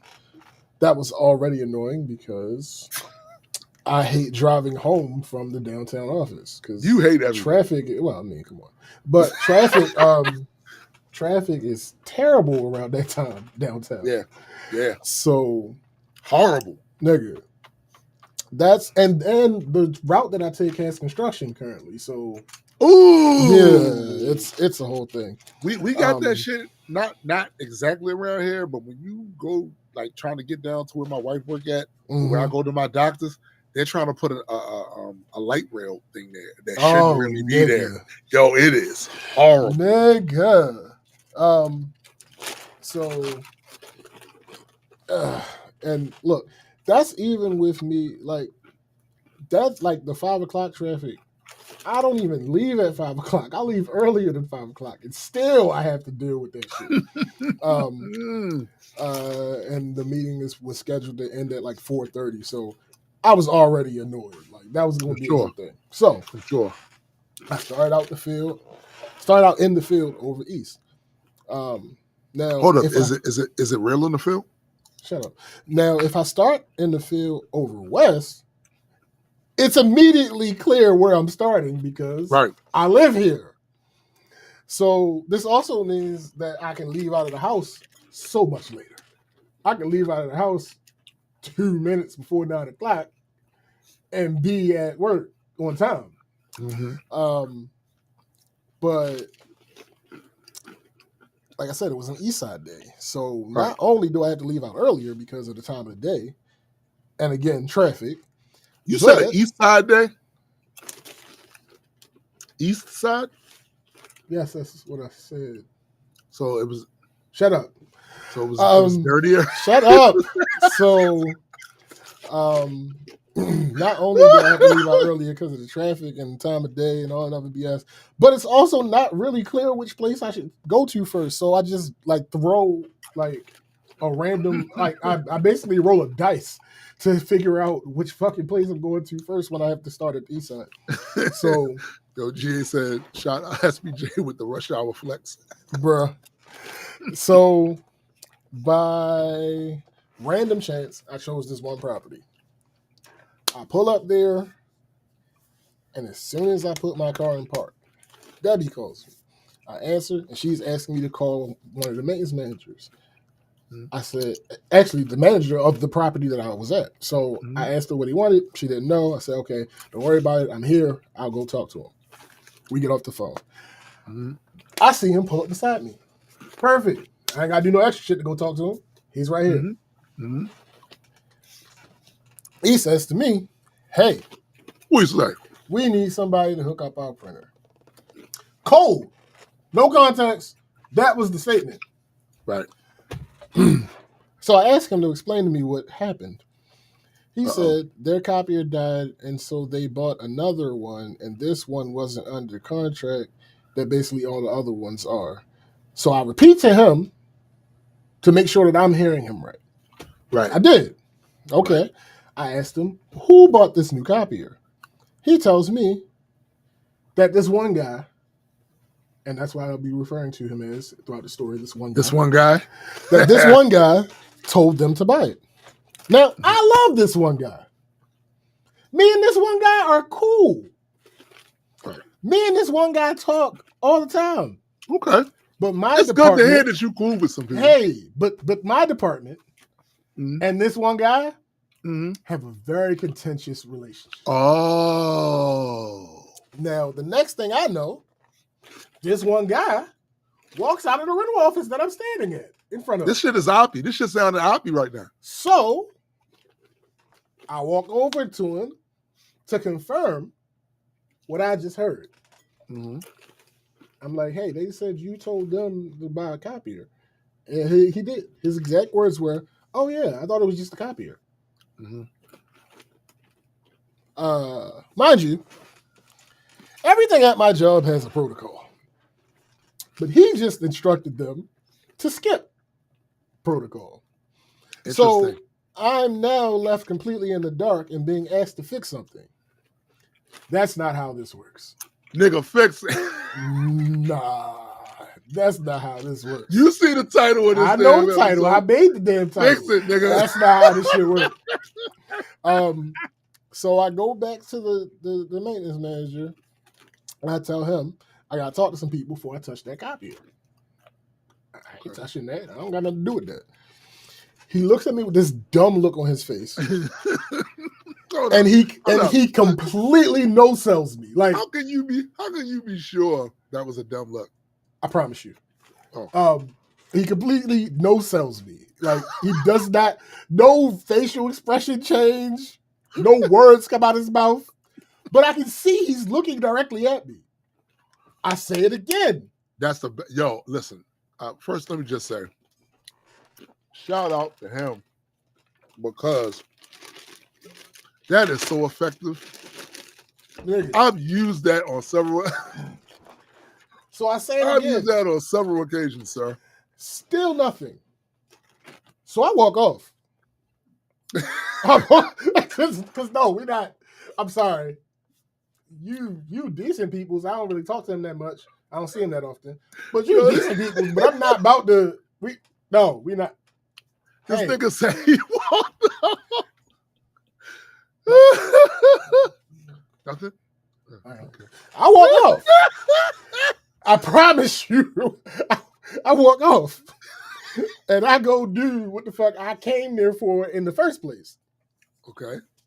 So there was someone in his car with him who was also coming into the rental office as well. So he comes in the rental office and he's like, why do you have to talk to somebody? Now, I don't know what his angle was. Yo, this shit smelling oppy, yo. Listen, I don't know what his angle was, but my decision was what my decision. My decision? Final. So I told him, there are protocols in place that have to be followed, and I don't know what happened with that situation, which means the protocols weren't followed.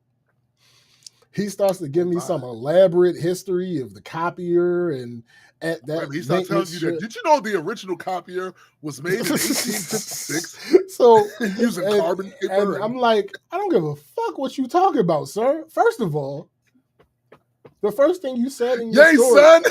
No, listen. The very first thing he said in this story was false. It was demonstrably false. So I ignored everything else that he was fucking saying.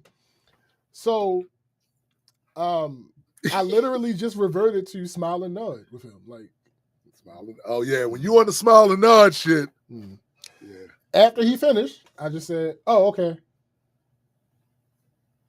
Because what did you expect? It changes nothing. Yeah, what did you expect that to change? Nothing you said changed anything over here. So I guess he realized that I was checked out at that point. So he just kept throwing out random small talk for the rest of the time that he was in there. Now I leave there. Did you see the basketball game? I I know you been watching there. that. You watched that Riri Williams, didn't you? No, he definitely ain't watched that Riri Williams. I leave there to go do my rounds. When Hold on, question about the small talk. I know how much you don't like small talk, right? Completely. Were you engaged with? Absolutely not. So he was just talking. I mean, no, there was another person in the office. Oh, so I thought she was no selling them back because that would have been. Oh awesome. no, listen, I partially was because he was talking to me. Right. It's just that you know how you in a situation where it's more than one person and it's clear that one person isn't really talking to the other person. Yeah. So the third party feels a little anxious. So they feel awkward. So they try to engage. Yeah. It was that type of thing. So I leave there. I go do my rounds. When I get down to the main office, I tell my boss and my supervisor who's not my supervisor what happened. So let me backtrack a bit. So again, I said we have protocols and systems and contracts in place for things. But separate from all that, we don't support things that we have had no hand in providing. No. That makes 100%. We not going to be responsible for some absolutely job that somebody, no. Got shit to do with me. Go wherever you got that from and get them to fix it. Yeah. Thanks. So before anything connects to our network in any way, we need to know about it. Facts. Being as though these other people aren't in the technology department of their 9 to 5, we don't just blanket trust that they will pick a good product. Yeah. If you was good at the technology to that degree, maybe you would be working in the technology field. Oh, and not as a rental agent or a maintenance man. Had to hurt. I'm just saying that's just my thoughts on it. You know, there are things that I'm good at that I'm not, that aren't my main source of income. So I understand how that goes. However, in a workplace, in a work setting, don't call me the expert. That's facts. It's just facts. Like, that's the main reason why I didn't touch it. So I tell my people, they had the reaction that I expected. But the craziest part is this one guy's boss actually had no idea that he authorized this. Oh, so this is why. This is the reason why you don't fuck with it. No. Yeah. So this one guy just unilaterally approved something to happen that he knows nothing about. Don't you hate when motherfuckers unilaterally make decisions and shit like? I mean, only when it affects me directly. Bombing Iran and shit. Nigga, that's what I'm saying. Like, come on, bro, what are you doing? So Sean P said, "Send it back." Hey, you burying the lead. You burying the lead. But he's number 2 though. Sean P number 2 now. Though. Oh, okay. Well, he got a little out. He got a little out. He could do some burying. So because this one guy is an authority to the person who called him about this. I noticed what you just said. An authority to the person who called him about this. They weren't in the wrong for doing what an authority told them they can do. Right. Okay. What they were wrong about is not telling me that there was an issue in the first place. We just talked about this shit last week and the week before. Did you? Okay. So my boss and this one guy's boss did some research, did some digging. Turns out, luckily, they didn't throw the old copier away.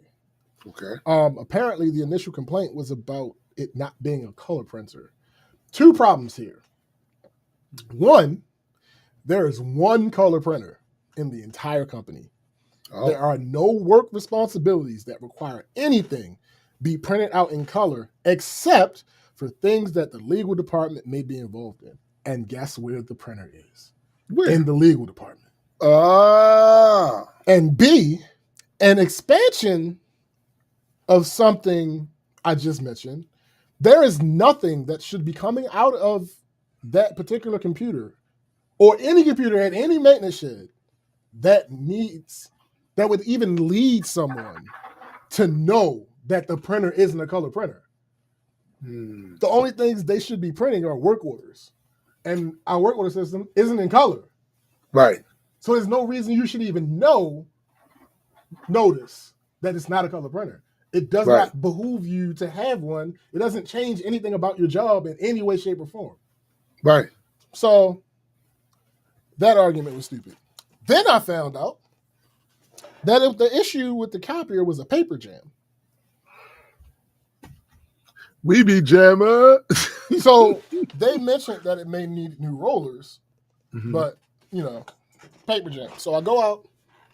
I tell my supervisor, who's not my supervisor, and she's like, hey, can you double check with them? Like, make sure that that's what it is before we call the people to go work on it. Because my boss was so pissed.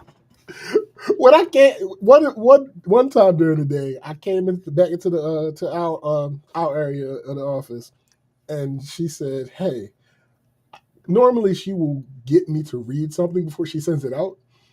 She was like, "Hey, I sent this email out. Can you read it and check it and make sure that it's..." So I read it, and she's basically like, "Hey," I'm completely paraphrasing. She did not use these words.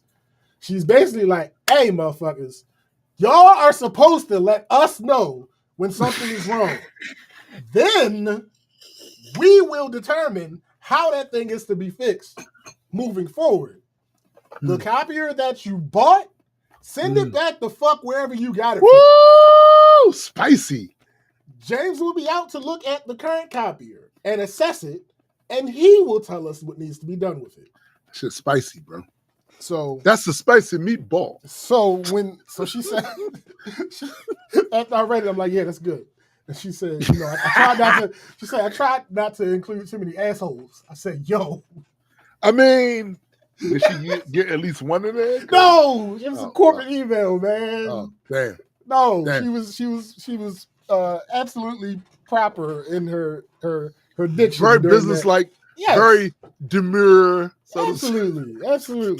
But I told you what the tone of it was. Yeah. That's because she was pissed about that. So I went out, I checked it. Indeed, it is broken. Absolutely, it is.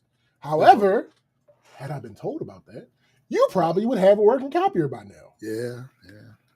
But now you don't, because there was nothing I could do, and apparently we don't have a contract on it, so we might end up having to get them a new copier, but the copier that they bought wasn't compatible with our system. Because you know how you solve that, how you make sure that you get something that's compatible with the system? By talking to the people who run the system.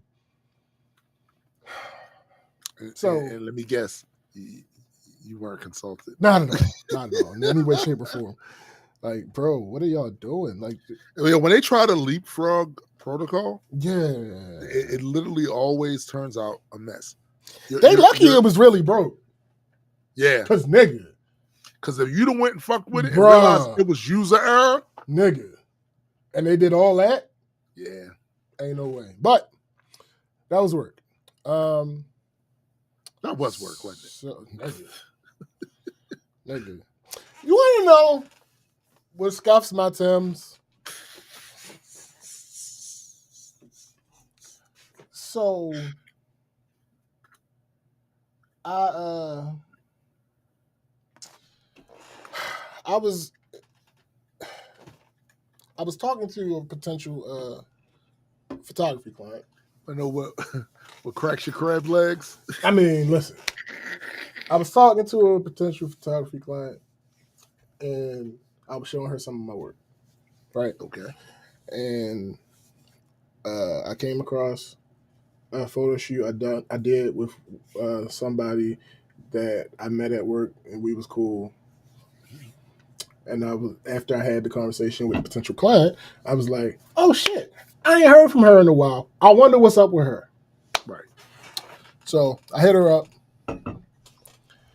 and we went back and forth a little bit, and she had moved. She had left here to go somewhere. So I asked her, I'm like, "You still out of state?" Mm-hmm. She's like, nah, I'm back.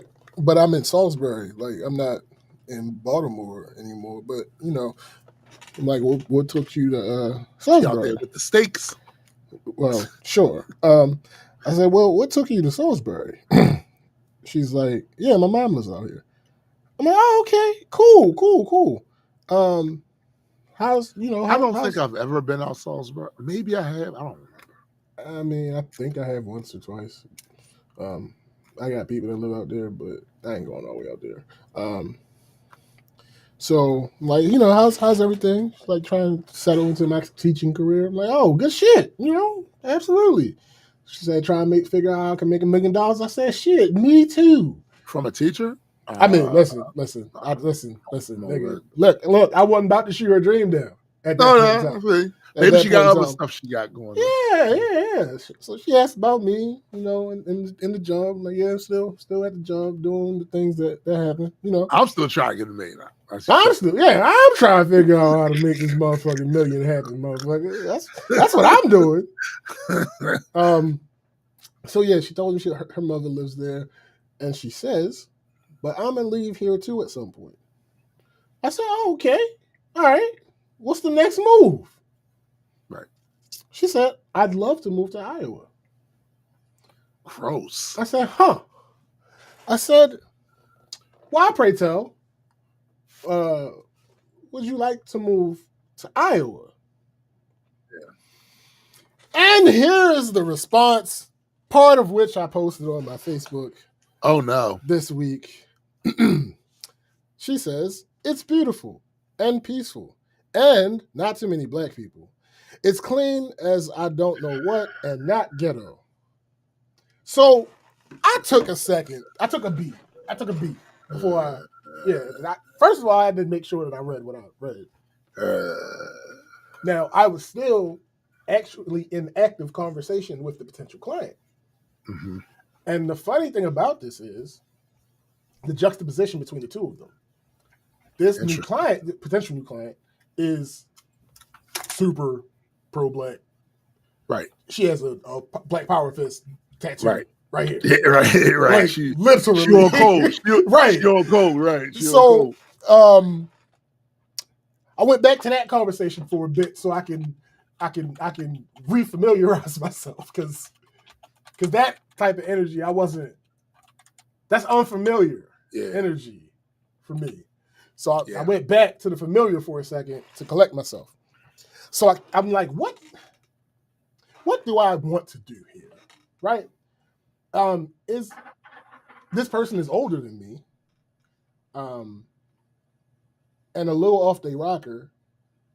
For context, this photo shoot that I'm referring to was at her request, completely her idea. She's like, she saw the type of photos I was doing at the time, and she's like, oh, I've always wanted to do a new photo shoot. And I'm like, all right, cool. We can do that. So do the photo shoot. Yes. Edit the photos and all that good shit. Got everything, put everything I could into the photo, did my job. Mm-hmm. Sent her the photos. She's like, oh man, I hate them. I'm like, why do you hate them? Because I thought I looked like Beyonce.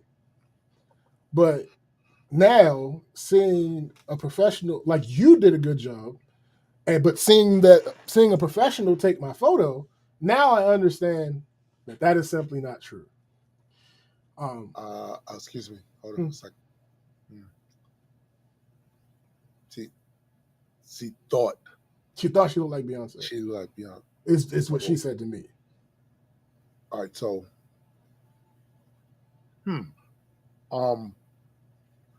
that's interesting. Absolutely. My brain is still processing how one could listen. This is my thing. Because I was asked about that, and I'm like, this isn't about tearing down her looks or body shaming or anything like that. I'm sure she looks fine. Because she is actually an attractive woman. I'm sure she looks fine. But so this isn't a quality comparison issue for me. This is a simple delusion comparison. You look nothing like Beyonce Giselle Knowles Carter. You look nothing like her. Nothing. Again, she is an attractive woman. I'm You look sure. nothing like Beyonce. Like, not even in any way, shape, or form. You do not have the face structure that she has. You don't have the body type that she has. You do not look anything. I'm wondering, is all that attached to the? Oh, clearly, something's wrong. Clearly, something's wrong, right? So anyway, I came back from talking to the potential client, and I'm like, all right, I'm not going to be able to convince her of anything. No. So that is not my goal. And for those who don't know my history, hi, particularly on my old Facebook, I used to get questions from well-wishing, well-meaning people on our side, like, hey, why are you arguing with this person? Blah, blah, blah. You're wasting your time. And I had to inform them every time, I am not wasting my time. my intent is not to change their mind. Right. If my intention was to change their mind, I would not be coming back at them the way that I am coming back at them. Yeah. It's ad homs at this point. Like, what do you? Yeah. No, I have no intention. I'm throwing ad homs. I'm flicking ad homs. Right. No, ad homs don't work for that pool of conversation. Right. The only thing ad homs do is offend. That is my point. My point is to be offensive right now. Like, no. So I simply text back, yikes. Yeah. Right? Because that, even though that could mean so many things, right, as a direct response, it is unambiguous. Yeah, bro. It is clear that I am not pleased with what just came out of your mouth. Yeah. So she says, what? I said, that black people thing is insane. Yeah. She says, why? Right? And this is how I further understand how unhinged she is. Yeah. I never got a chance to respond. She says, why? What makes it insane? I will tell you what. I've been alive 38 years, and black people collectively have been disappointing and often lack empathy, compassion, class, and more. They are. You know the part that really kills me about that first part? Where she says, I've been alive for 38 years. Like, that's all right. Okay. They aren't even good to their own family members. And I know because I'm black. My experience of black people in Iowa is that it's very community oriented. And ain't no one hating on me or wishing for my demise. Nobody was ever hate. Nobody. I promise you. I promise you nobody. It's an upper class experience that I want forever. My experience of black people was not great. And when I went to Iowa, people were happy. And because they were happy, they were kind.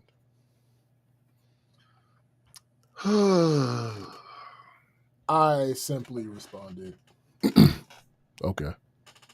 Because, like, yeah, we not, listen, that part has not changed about me. You send me a book, generally, I'm not even reading that shit, honestly. Facts. Usually, I'm just responding, okay.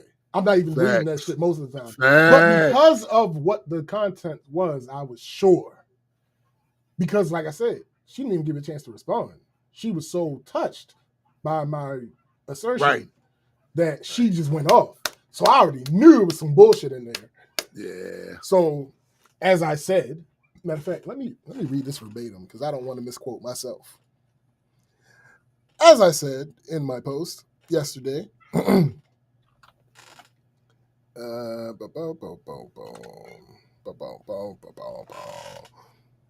PSA.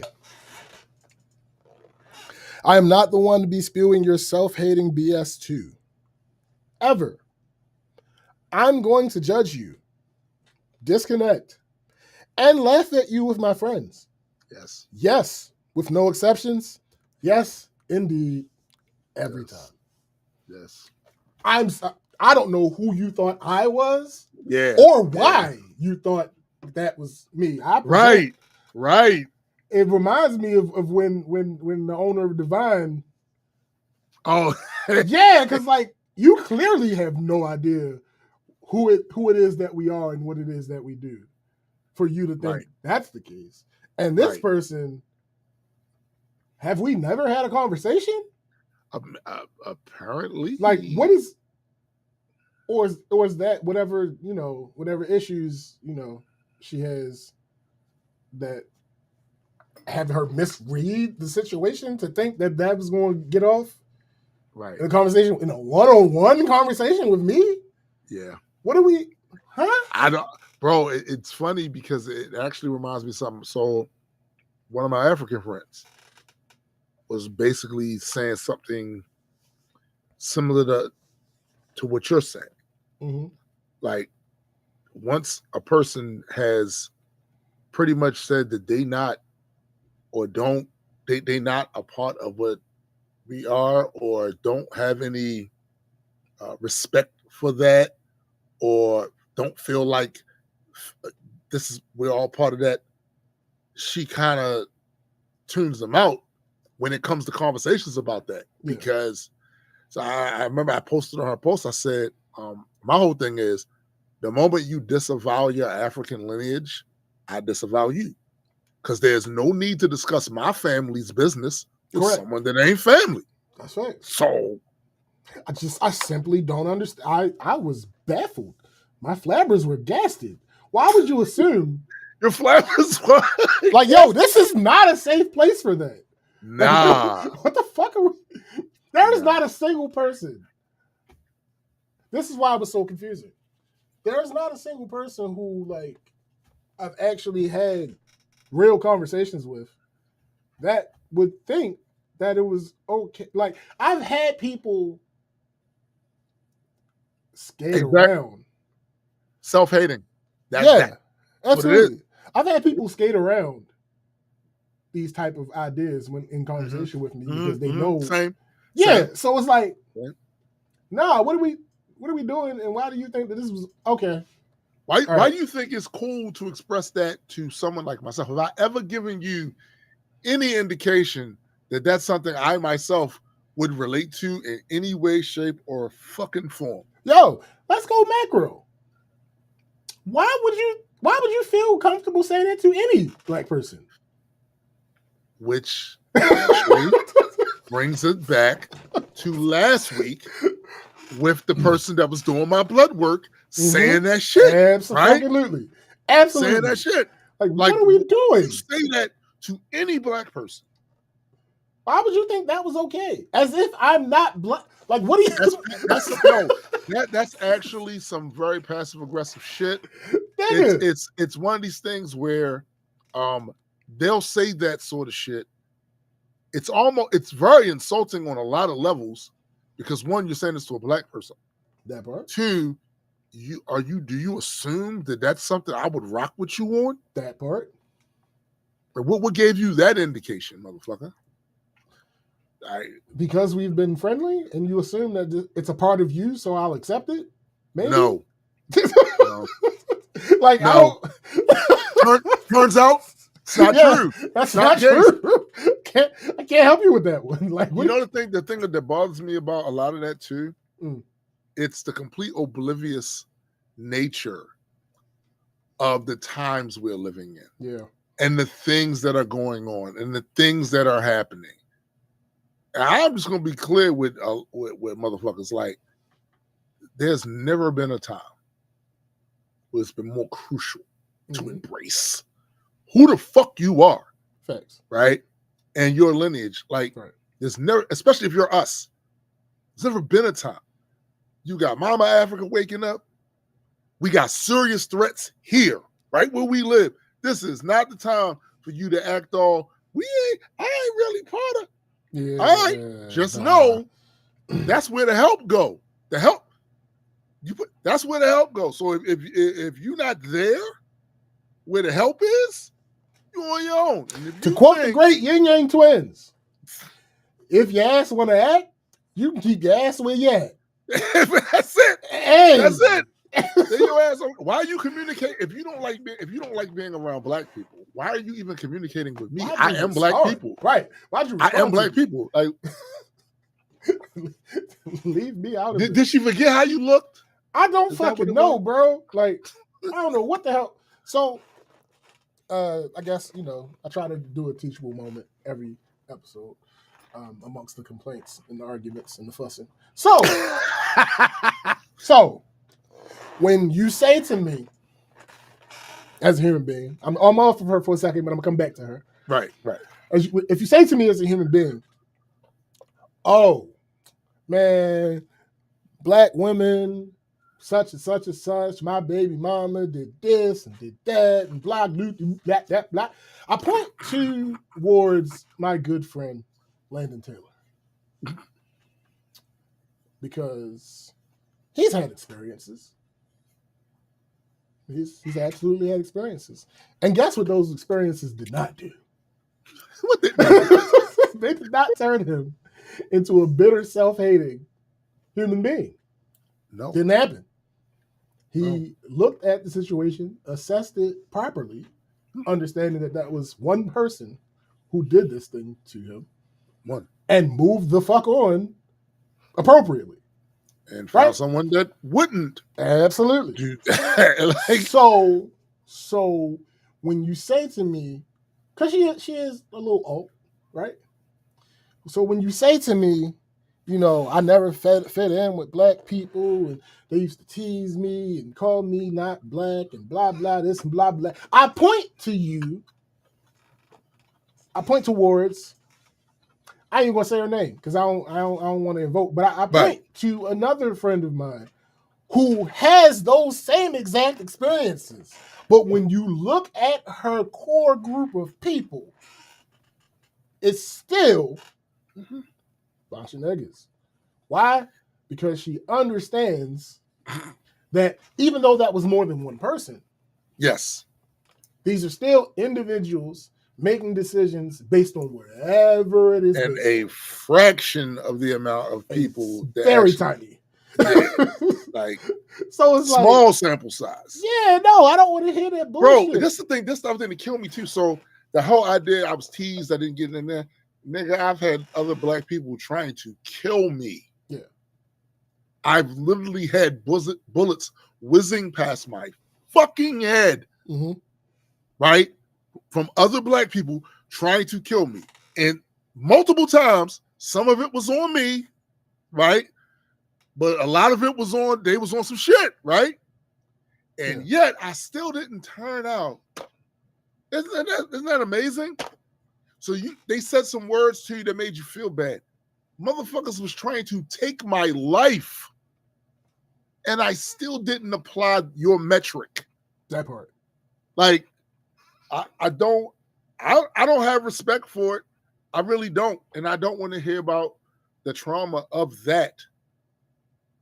Because when I compare it with motherfuckers trying to, I don't know, put my lights out permanently in my run,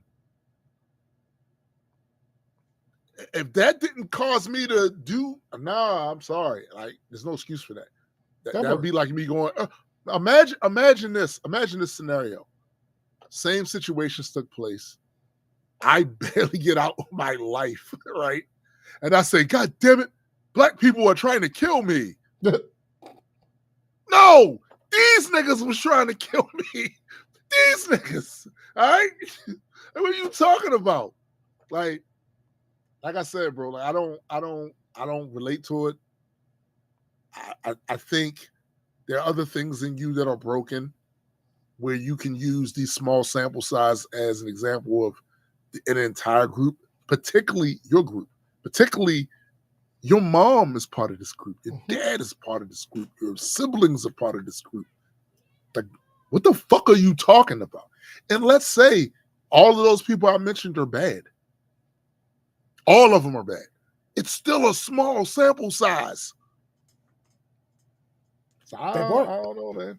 I don't relate to it. But so, like yeah, I walk away from that, yo. Like, you want that? Because I'm black, and at some point, you going to put me in that category, right? I told the client, like, yo, if we end up working together, you get a discount. Yeah. You just help me weed out. Yeah, facts. It wouldn't have happened if it wasn't for her. Facts. I wouldn't have even had that conversation.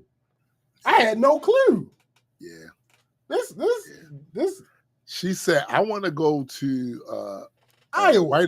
Whiteistan so I could get away from niggas. Like, bro, I would join what? it. What's the difference between her saying that and I would join the Ku Klux Klan? That part. I'd kill some niggas. Like, What's the difference? Talking about here?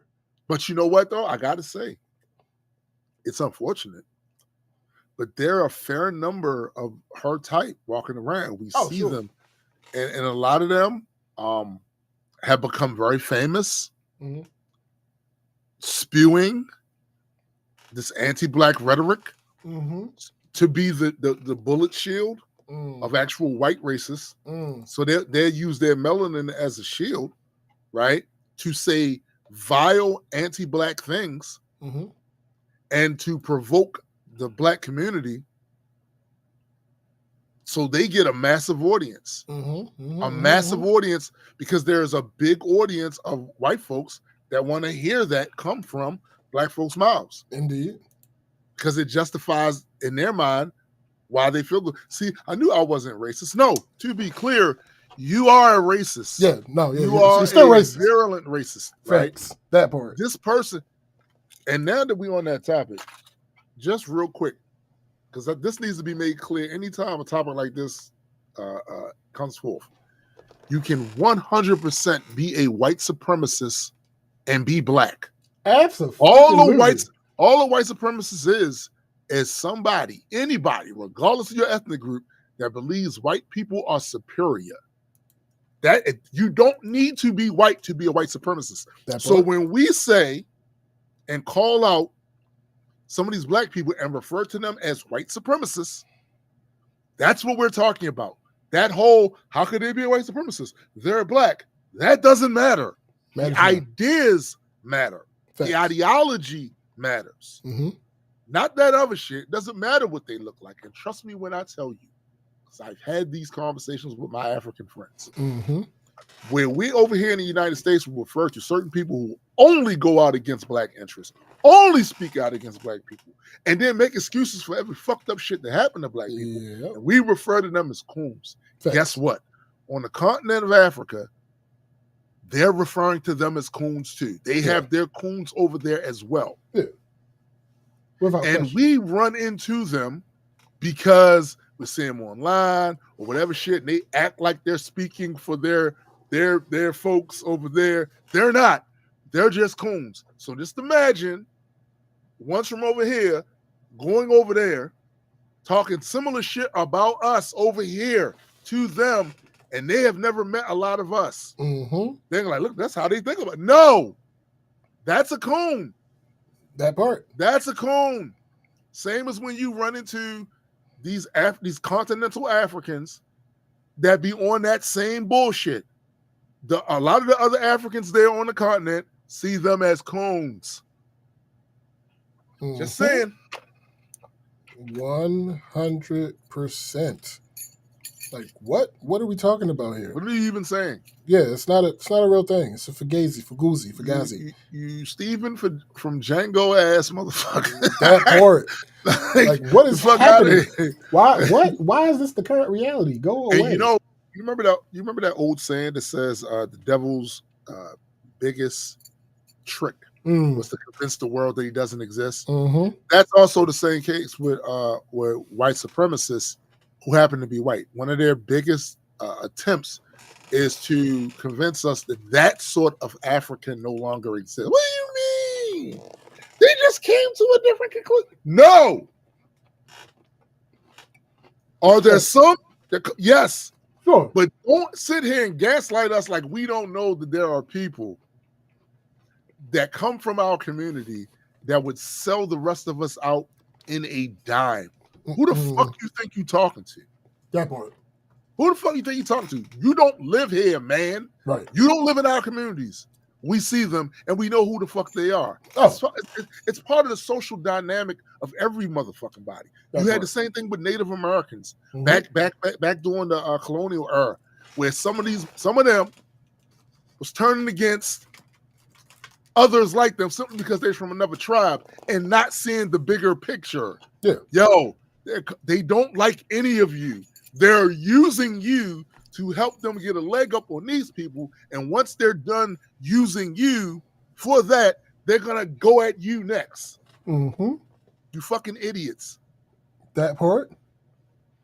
Because what are we talking about otherwise? What are we talking about? Like, and anybody trying to gaslight you like that sort of person is a thing of the past is fucking lying to you. And you need to get away from them as soon as possible. Speak on it. What are we doing here? Exit. You need to exit because immediately because this person does not mean you any well. They are trying to deceive you and leave yourself open for that lineup. Mm-hmm. They want you vulnerable to this idea that just because we have the same skin tone, we on the same time. Nah. And all kinfolk ain't kinfolk. Nah. Simply not Hell the case. no. So moving into this last part. All right, so Author Watch. I did not work on the book this past week. I spent most of my free writing time setting up our new Substack. So, and writing articles for it. So, yeah, for those who don't know, the Black Culture Geek Substack is officially up and running. Yes, it is. It is not in its final form yet. No. But the article portion is a go. If you're hearing my voice right now, that means that there are 3 articles up already. One is about Mia X having recent issues with Master P.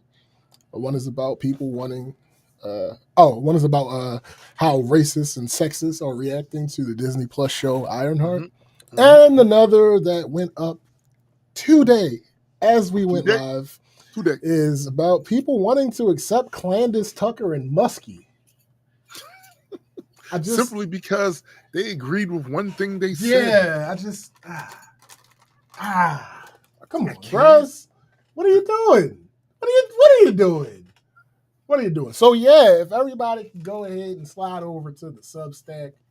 Matter of fact, let me see if I can put the link in. What are our future plans for the Substack?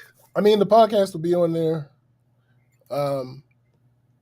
Potential videos that are not podcasts, right? Specific videos. We can upload audio. We can upload audio. Yeah, it's gonna be a good time. Listen, I gotta tell you, we should have been on Substack a minute ago. That's a fact. But it wasn't until I fucked around and looked at it, and I was like, "Hey, yo, this is tough right here. Facts. This is tough. I like it. I like the platform. We're about to throw it in the chat. The link in the chat. The link in the chat. The link in the chat. I don't know if that's going to work, but it works. Okay. Yeah, it works. But yeah, that's what it is. That has changed. That's the hot newness. Old and busted, new hotness. Yeah. So, I've been spending a lot of time getting formatting and all that other type of stuff for that. Looks good. Together. Looks good. And I've started several other articles. I'm laughing at the fact that you got the picture of the scorpion in the shoe. Oh, yeah. Listen. That's hilarious. So yeah, we on that. We on that. I like Substack, man. I think it's a dope ass platform and shit. Indeed, you can do everything on that motherfucker. Facts. Articles, videos, live stream, So yeah, go ahead and jump on that whenever y'all get a chance. Go ahead and subscribe to that. Absolutely. Also, I've also started sourcing for more future books that I'm going to do in the event that I make it that far. I just love the idea of sourcing from my own life. Mainly because I'm lazy, right? Yeah. And it's so much easier to write for one of the protagonists of the book if they're Right. based on you?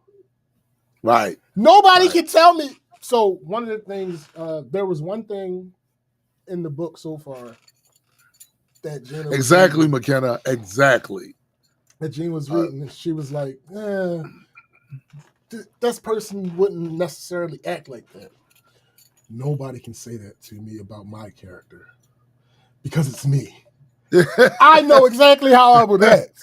Yo, it's funny that you say that too, because that's literally. So a lot of the characters that I've created, not all of them, but there are a few. They are portions of me. They are pieces of me. So that's what makes it easier to write for them, because I know what that side of me would think about this particular thing here, and I'm reacting accordingly to that. That part. It is much simpler. I've done the other thing, of creating characters who are nothing like me, but there's work that goes with that. The work that goes with that is to find a way to relate and research. For instance, I have a Chinese character that you guys haven't introduced to yet, but I went out and I'm still doing it. Like researching certain things about current Chinese culture, current, because all of these things are supposed to take place in current time. So not only that, but of course looking at their history, because that informs the present, right? That part. Specifically on the shit that I want to focus on with this character, how their technology sector industry works over there and shit like that. It's work that goes with that. So if you take a character that you created from a portion of who you are, it is a lot easier to do. Infinitely. Yeah. Nigga. And here's the thing. All these characters won't be me. Yes. They won't be me. Yeah. Like the character in the story that the first story is not me. It was based off of the skit series that we were going to be doing, and that character was based off of me. Yeah. But it's still not me. So there are things that you still change because that's not how this character would react. But the base idea of the character, you're fully intimate with because it comes from you. It's kind of like with Lord Entropy. Lord Entropy is not me. Right. He has a lot of my traits, but he also has done things I would never do. Right.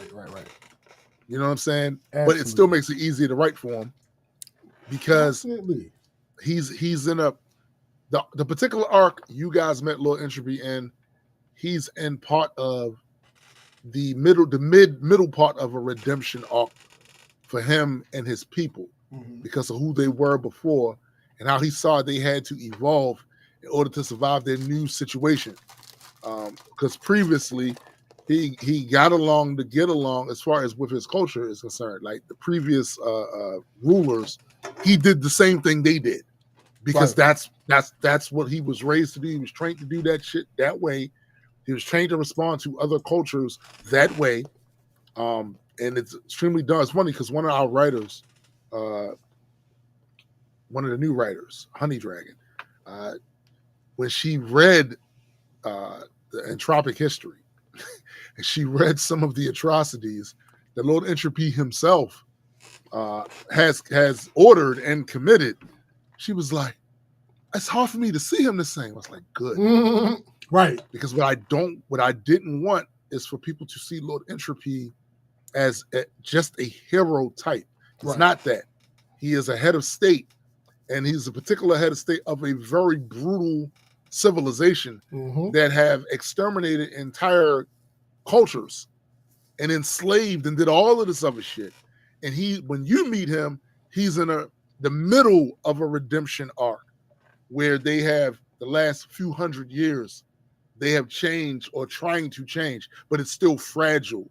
And that's why it was really easy for Decaeus, once Lord Entropy was thought of as dead, it's real easy for Decaeus to come in spewing the old doctrine, because they hadn't completely reformed out of that. They still was in the midst of that.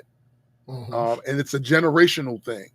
So people that are Chaos's age, Low Entropy's daughter's age, they grew up in the new Entropic Empire where they did cooperate with other groups and they did have trading. They still was brutal. They still had their little whatevers, but it was not anywhere near as what the previous generations were. They never grew up on Necros Prime. They never grew up in that galaxy. They don't have a reference other than history for that, right? So this is an arc, and what the Chaos is doing has set them back as far as their perception, well, the perception of the other nations in that galaxy to them. Damn, we thought y'all was off that. Damn, we thought y'all was off that. Y'all on that shit again? That sort of thing. So I didn't want people to see Low Entropy and go, hero.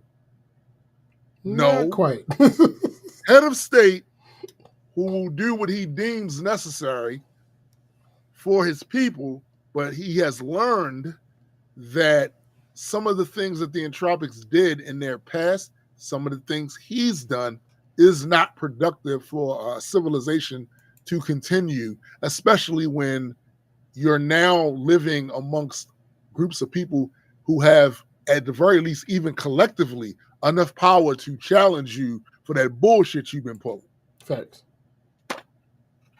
But it's still easy to write for him because a lot of him is me. So there's a lot in there, but he's not me. Yeah. It's almost like the brainstem. Yes. he's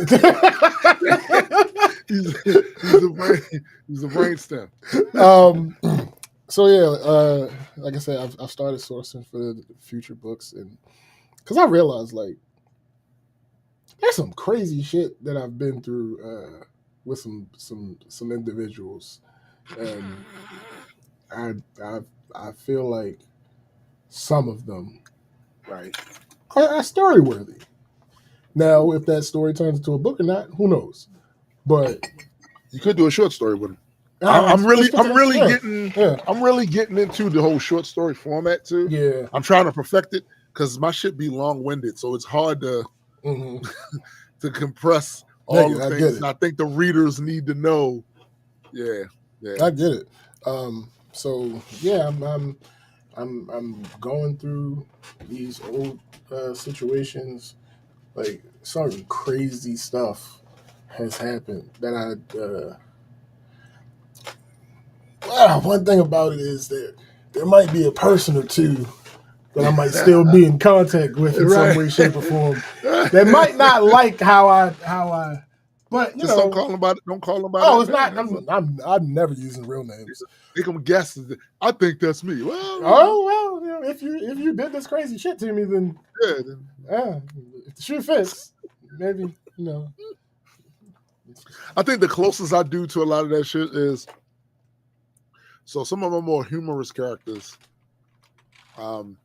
they'll say certain shit that me and my friends used to say back in the day.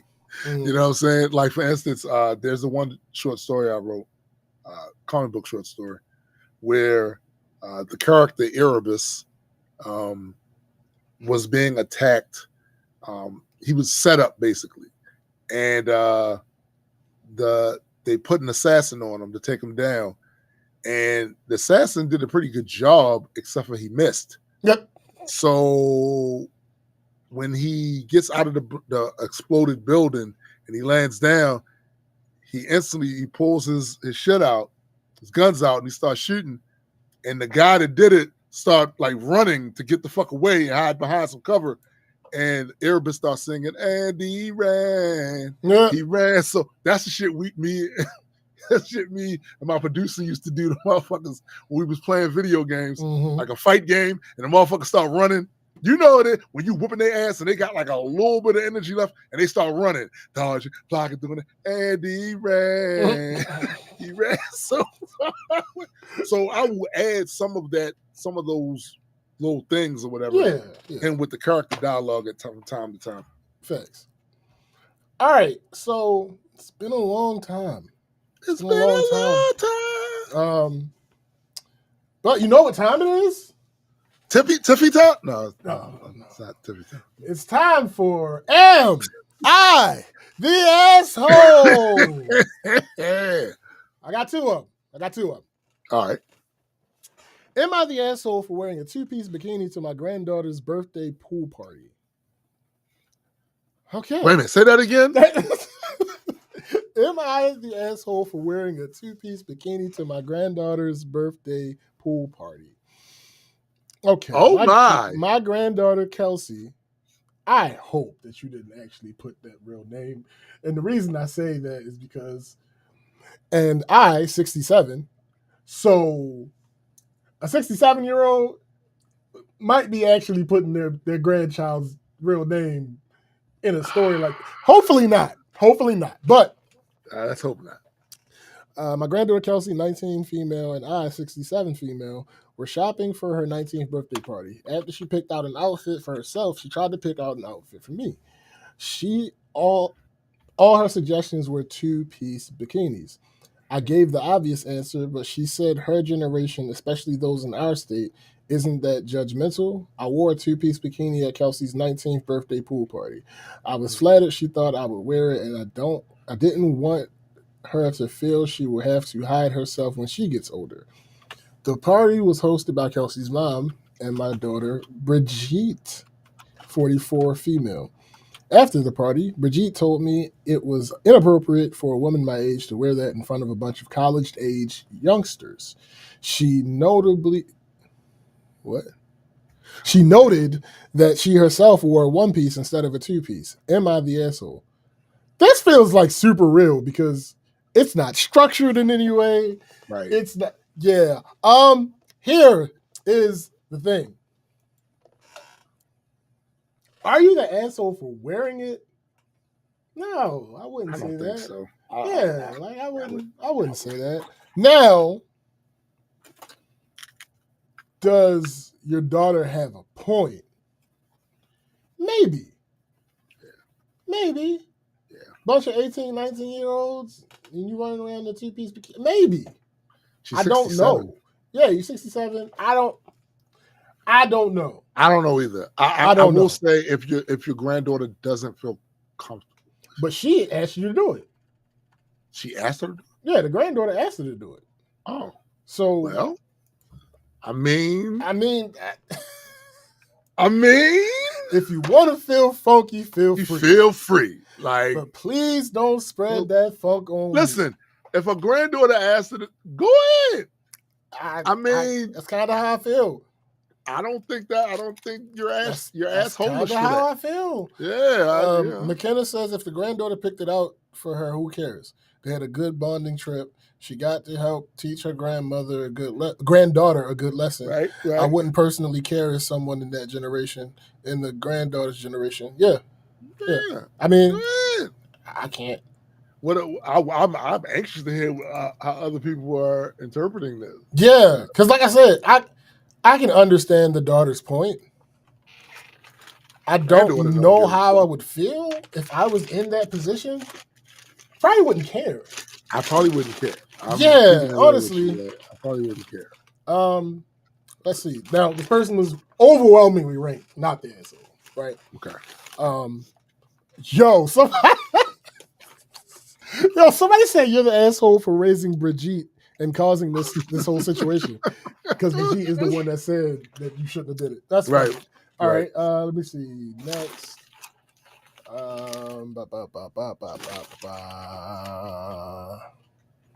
McKenna said she actually had this conversation with her boss, who was in her 50s and currently in France with her niece in France. Oh, they're going to one of them beaches. Oh, yeah. Somebody else said you're not the asshole for the swimsuit, maybe a little bit for how Brigitte was raised. Yikes. You're the asshole. Okay, this might be a sincere one. You're the asshole. In the perfect teaching moment, you caved. It's important as the matriarch to teach the younger women. It is important to understand that certain people shouldn't wear certain outfits and provocative attire should not be promoted. At least her mother has more sense. Yikes. First of all, you didn't pay attention. That's not her mother. Right. That is her aunt. Right. Second, yikes. Also, fuck you. Yeah, that part. What are you talking about? You don't know what she's gonna look like in that bikini, that 2-piece. Is like y'all acting like she's going out there thonged out. We don't know that. You have no idea. You have no idea. Like No idea. You doing a lot. Right. A heavy lifting with that. You're the asshole shit. Yeah. Somebody else. You're the asshole. Glad that your daughter is encouraging, but you shouldn't wear a 2-piece to give her inspiration for her golden years. Why not go topless then? Where do you draw the line? Wisdom dictates one should do what one is comfortable in, and that is the lesson to learn. You were comfortable in a 1-piece. She should know that comfort triumphs everything else. Grow up. Yo, what is happening? That's a reach. That was a reach, yo. You might as well be topless. Really? Yo. You don't see the difference between a 2-piece and being top? Oh, yo. That's wild. Fuck out of here. That is super wild. And then, of course, some asshole says nobody wants to see a 67-year-old woman in a bikini, but that's their problem. What about 67-year-old man? Hey, well, hopefully. You might want to see him. Hopefully. Okay. And depending on, listen. There's some 67-year-old men that 67 ain't 67 anymore. And listen, oh no, I mean depends. Yeah. A 50-year-old might be like, yeah, that's facts. That's absolutely facts. All right, last one. Am I the asshole? Yo, the reason I picked, just listen to the title, listen to the header. Okay.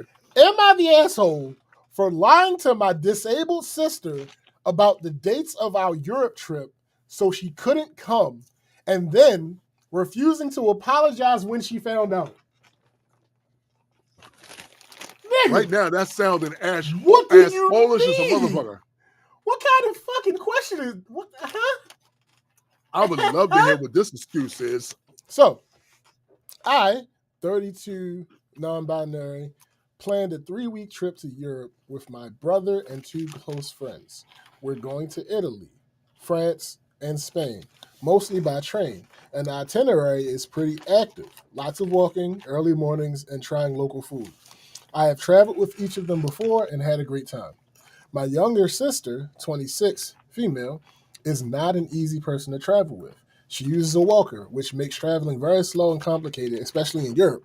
She's extremely picky, won't eat unfamiliar food, has walked out of restaurants because the menu stressed her out, doesn't like walking, gets overwhelmed easily, and has caused issues on past trips, including once making me miss a flight because she refused to leave the house without taking 90 minutes to curl her hair, and underestimated how long security would take to inspect her walker. When she heard I was going to Europe, she asked if she can come. I didn't want to say no and cause drama, so I lied about the dates. I told her we were going in August, knowing, well, she had a wedding that month and she couldn't miss. In reality, we booked the trip for the first 3 weeks of September. Everything was fine until earlier this week, when she saw my brother post something on his Instagram story mentioning that it was only 2 months until Spain. She confronted me, put 2 and 2 together, and realized I had lied about the dates. She was furious. She said I was manipulative, cruel, and that I excluded her on purpose. She's not wrong about that last part because I did exclude her, but not to be cruel. I just wanted this trip to be fun and smooth, and based on her track record, I didn't think she'd make it enjoyable for us. My parents are now involved. They say lying was immature and I should have just talked to her like an adult. Maybe they're right, but I also knew if I had said no directly, she would have guilt-tripped me and probably tried to force her way in anyway. She's done this before, and I think she's planning a trip with my parents now that happens to coincide in time and location with ours. Am I the asshole for lying to my sister about the dates of our Europe trip to prevent her from coming and refusing to apologize even after she found out? There's an edit. Okay. Edit. Too many comments to respond to, but I would like to clarify 2 things. 1, the difference in the dates I told my sister and the dates we actually have booked is only a few days. She's attending a wedding on August 30th. I told her we were leaving that day, but we are actually leaving September 2nd. She doesn't use social media, but I guess someone showed her the post. I wasn't expecting her to find out. 2, the reason I didn't mention it directly to her is because a similar thing happened in the past and she basically invited herself, which I didn't want to happen again. I know if I hadn't lied, it would have been hard to avoid her coming no matter what I said. Yo, what the fuck? That changes nothing. Hold up. None of those edits changed anything. You are indeed the asshole. Listen, something told me in the back of my mind this is what this was about. About the in her mind, inaccessibility of her family member when it comes to traveling and how difficult it will be. Something in the back of my mind told me that's what this was about. And you're full of... No, you're wrong. You can try to make all.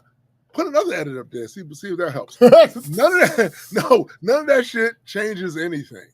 You're the asshole. You lied, and it's like McKenna said. You are an adult.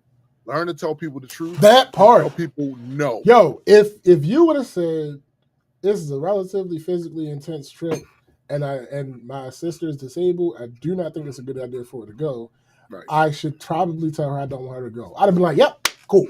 Yep. Because at a certain point, there is some validity to the concern. We doing a lot of walking, and we're trying to get in as much as we can. Yeah. You unfortunately cannot keep up with the pace that we want to have on this trip. Right. So how about this? We go on this one. Yeah, we go on this one, and then we'll cater another trip to Europe at some point for you. So it's not so difficult on everybody. Like there was a lot of ways to deal with this other than you lying and then not apologizing after. You know how you probably made, to be clear, when people have disabilities and they know they can't do everything that the average person can do, they feel a way about that already. They feel a way about them not having access to that particular ability already. You lying to avoid a comment probably made her feel like absolute dog shit. Thanks. You are not, there's no way you are anything other than the asshole. Yeah, because here's the thing. Telling her you don't want her to go because of the physical limitations is probably still going to hurt her feelings, but at least there's logic there. Yes. There's logic there, and you took into account context. Yes. That's one thing. Yes. For you to just be like, oh no, I'm not going to give you the opportunity. You may have feel like she's a burden. Yeah, bro. Like, so somebody said this, I haven't read the whole thing, but what I did read, I agree with. You're the asshole, not for refusing to travel with her, but for the lie. She cannot guilt you without your consent. Facts. If you say, this is a holiday with a lot of walking, trying new food, and needing us to be places on time, none of that from past experience is something you will enjoy, and I'm not going to compromise the trip. And she says, I want to come. You can simply say, that doesn't work for me. It's true. Yeah. Yes, you might have to end up ruffling her feathers. Yeah, but it ain't the same as that shit. It's not the same as lying to her to avoid the confrontation. Yo, McKenna said that, again, like, hey, this is going to be the hiking trip, and next trip we go on, we'll do the museums and city-based trip. That'll be more fun and accessible. That's all. Yeah. That's all. Like, listen, people be making shit a lot more difficult than it need to be. Often. They just do. And sometimes I know when your first inclination in an uncomfortable situation, you start thinking about a way to get over it. And in a lot of those cases, that's a lie. But you need to ask yourself in that moment is this lie, if found out to be a lie, going to hurt the situation and make it worse than what it would have been had I just been straight up like, look, it's a lot of maintenance that goes with lying. And this is what you motherfuckers don't seem to get. There's a lot of maintenance that goes with that part. So she doesn't use social media, so I didn't think that. What? The craziest shit ever. That's the craziest shit ever. She don't use social media, y'all. All right, okay. Hold on. Somebody says, not the asshole. Quote, if I had said no directly, she would have guilt-tripped me and probably tried to force her way in anyway. She's done this before. End quote. Every single you're the asshole has zero understanding of what it is like to be the glass child. The sibling of a child with medical challenges is often ignored unless someone wants something from them, and frequently asked to give up their own preferences and goals in favor of the sibling with special needs. And this goes on well into adulthood. You are in your 30s, and it is none of your family's business when or with whom you travel. And if you have been manipulated in the past by your sister and your parents into changing your plans to accommodate her, then you have no reason to trust them. If you have never tried therapy or encountered a therapist when you were younger that pushed the be a good older sibling crap on you, please consider finding a therapist who understands your background and can help you find your balance. What the fuck? No. We're not doing that. We're not doing that At the What end are of you the day, talking about? that shit is ridiculous. At the end of the day, like I said, you have to factor in, is this gonna make the situation fucking worse? All of that excuse about, oh, well, I was the capable child with a sibling that wasn't capable, so blah blah blah. I don't want to hit. Just tell the Let's truth. say what this is, bro. You pussy. Yeah. You don't want to deal with the consequences of the direct confrontation. Yes. That's what the fuck this Yes. is. There's So no all other this way around excuses, it. bro. That's Like, all. come on, man. It's me. I'm the victim. Yep. No, that's not what's Yep. happening here. Yes, it is possible. First of all, OP never said this. No. But let's say it's true. Let's say that growing up, OP had to change a lot, sacrifice a lot. Mind you, she never said it, but never said it. Let's entertain it. Yeah. But let's say that they had to sacrifice all this and all that, and blah, blah, blah, for their younger sister. Cool, fair. Absolutely fair. That does not change the fact that you are an adult now. Yeah. You're an adult now, and if you want to say, hey, like, all right, you clearly have a relationship with your sister, right? Yeah. Clearly. Because how else would this have been a thing? Maybe someone mentioned it too, whatever. Hey, yeah, we're going on such and such, such and such, such and such. First of all, because this might be semantics, but I don't know that your sister was clamoring to go on this trip. You didn't mention that part of it. Right. You said when she found out about the trip, you lied about the dates. Yeah. I don't know if she asked you if she could go or not. I don't know. Maybe she did, maybe she didn't. But hey, listen, I'm going on this trip because I hear what you and McKenna offered very nice responses. Mm-hmm. Fuck it, don't be nice. The fact is, though, you have to stand on your shit. Yeah. That's what the fact is. Hey, no, I'm not. This trip is not. Here's the weakness. Here's the weakness too.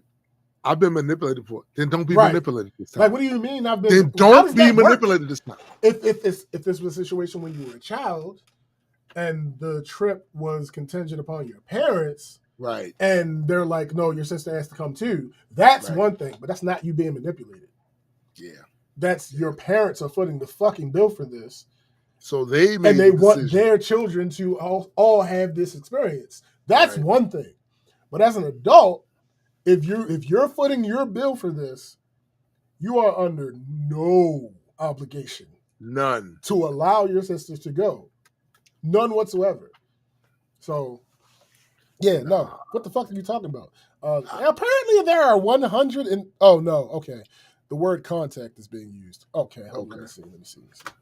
There we go. 30. Still 30? What the fuck? That's too many. That's too many. Not the asshole. It's you, your brother, and your friends. This isn't a family trip. Your parents are now I will almost guarantee you that all 30 of them are going to miss the point. I'm sure. The point. Not the asshole. It's you, your brother, and your friends. This isn't a family trip. That your parents are now trying to coordinate your sister going during your trip sort of proves that just telling her no wouldn't have worked. What up, Ryan? Let me guess. What up? Let me guess. Your childhood was basically centered around your sister's. Same thing. Okay. Yeah. No. No. Here's the thing. In the event, right, that your sister is the manipulative bitch that you try to paint her out to be, right? The manipulative super villain. Here's the thing always managed about that. You said that the trip is going to be very vigorous and strenuous physically. Yeah. She would never be able to keep up with you. Right. If she is as bad as you say she is, and she's the bad guy, and you just lied to try to avoid, then leave her. Yeah. There's nothing that she can do to force you to have this trip with her. What are you talking about? Stop being a pussy, man the fuck up, and tell her, hey, not this time. This time, I don't think it's the best time for you to come on the trip. What's Professor Xavier going to do, huh? Bruh, like, how's she going to catch up with you? Right. That doesn't make any sense. Another person going to go against the majority here and say not the asshole, both for excluding and lying. OP knew she and her brother couldn't leave for Europe without her nightmare without her nightmare of a sister being a ruckus. So she opted to delay the drama as long as possible in hopes that her sister wouldn't manage to manipulate her way into the trip. Yeah, again, nightmare of a. That's crazy. Let me see. No. Okay, so all 30 of these are not what we thought. Some of them are saying you're the asshole for lying, not for not wanting her to go. Sure, absolutely. Fine. Yes. Yes, I agree with that. Yeah, most of them are saying that. Okay, here's another one. Not the asshole. Her disability is workable. Her attitude is not.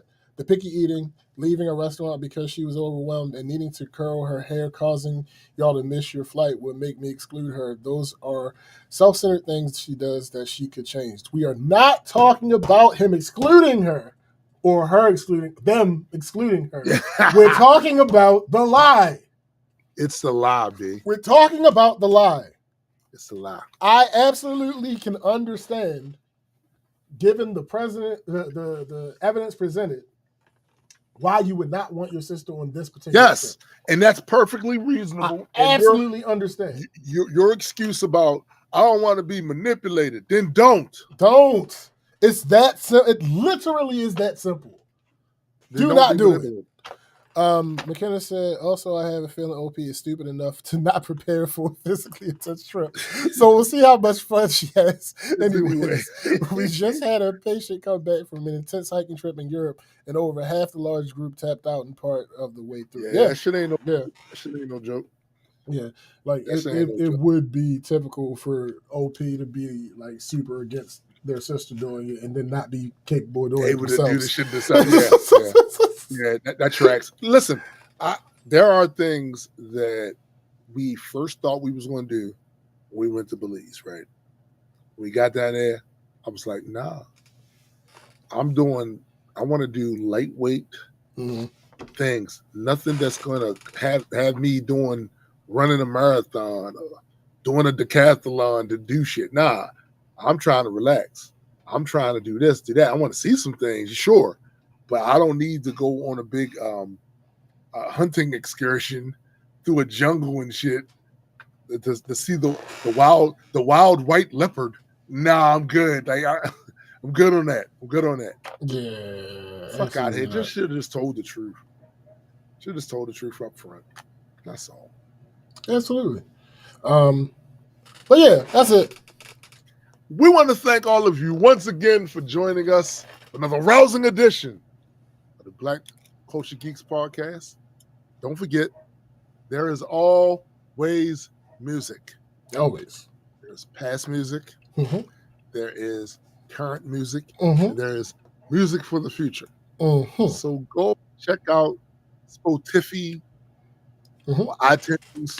And go listen to that shit. Absolutely. Music from me, music from SPJ, music from GA, music from Great. Like music, it's out there. Music adequate. Absolutely. It's out there. Listen to that. Also, don't forget to check out my sister, his significant other, Chrissy. Heard the Grapevine podcast. Indeed. Do your best. You're probably going to fail, but do your best to be first. I'm usually always first. Okay. Yeah, that's not how that works. In the chat. Simply not true. Simply not true. But, it's a challenge. Tis simply not the case, my fine gentleman. Also, don't forget to check out That Is a Mutants. Absolutely. The Super Side Guy and my dog Hendrick. Indeed. Should check that out. And as SPJ mentioned earlier, we have a new Substack. New. This will allow us to give you more content on a more regular basis instead of waiting every Saturday for something. Yeah, you got some stuff up there. Absolutely. So check that out. Do not forget to also tune in to Graydon's office hours. Yeah. Check that out as well. You have not already. Substack back into the chat. Yeah, good man. Also, if you haven't already, go to majesticcomic.shop. Yeah. Get yourself a digital comic. We still got some physical comics left. So go check that out as well. There is, hopefully this week, I'm banking on this week, there's another Kickstarter, Singularity book from Christopher Colburn. You did not introduce him correctly.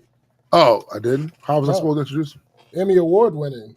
Oh, excuse me. You're Yeah. absolutely right. What are we doing? The Emmy Award winning Absolutely. author Absolutely. Christopher Colburn is Yeah. publishing a book Yeah. on Majestic for Majestic Mhm, called mhm. Singularity. Yeah. So you're gonna that Kickstarter will be hopefully I can get that thing live by Friday.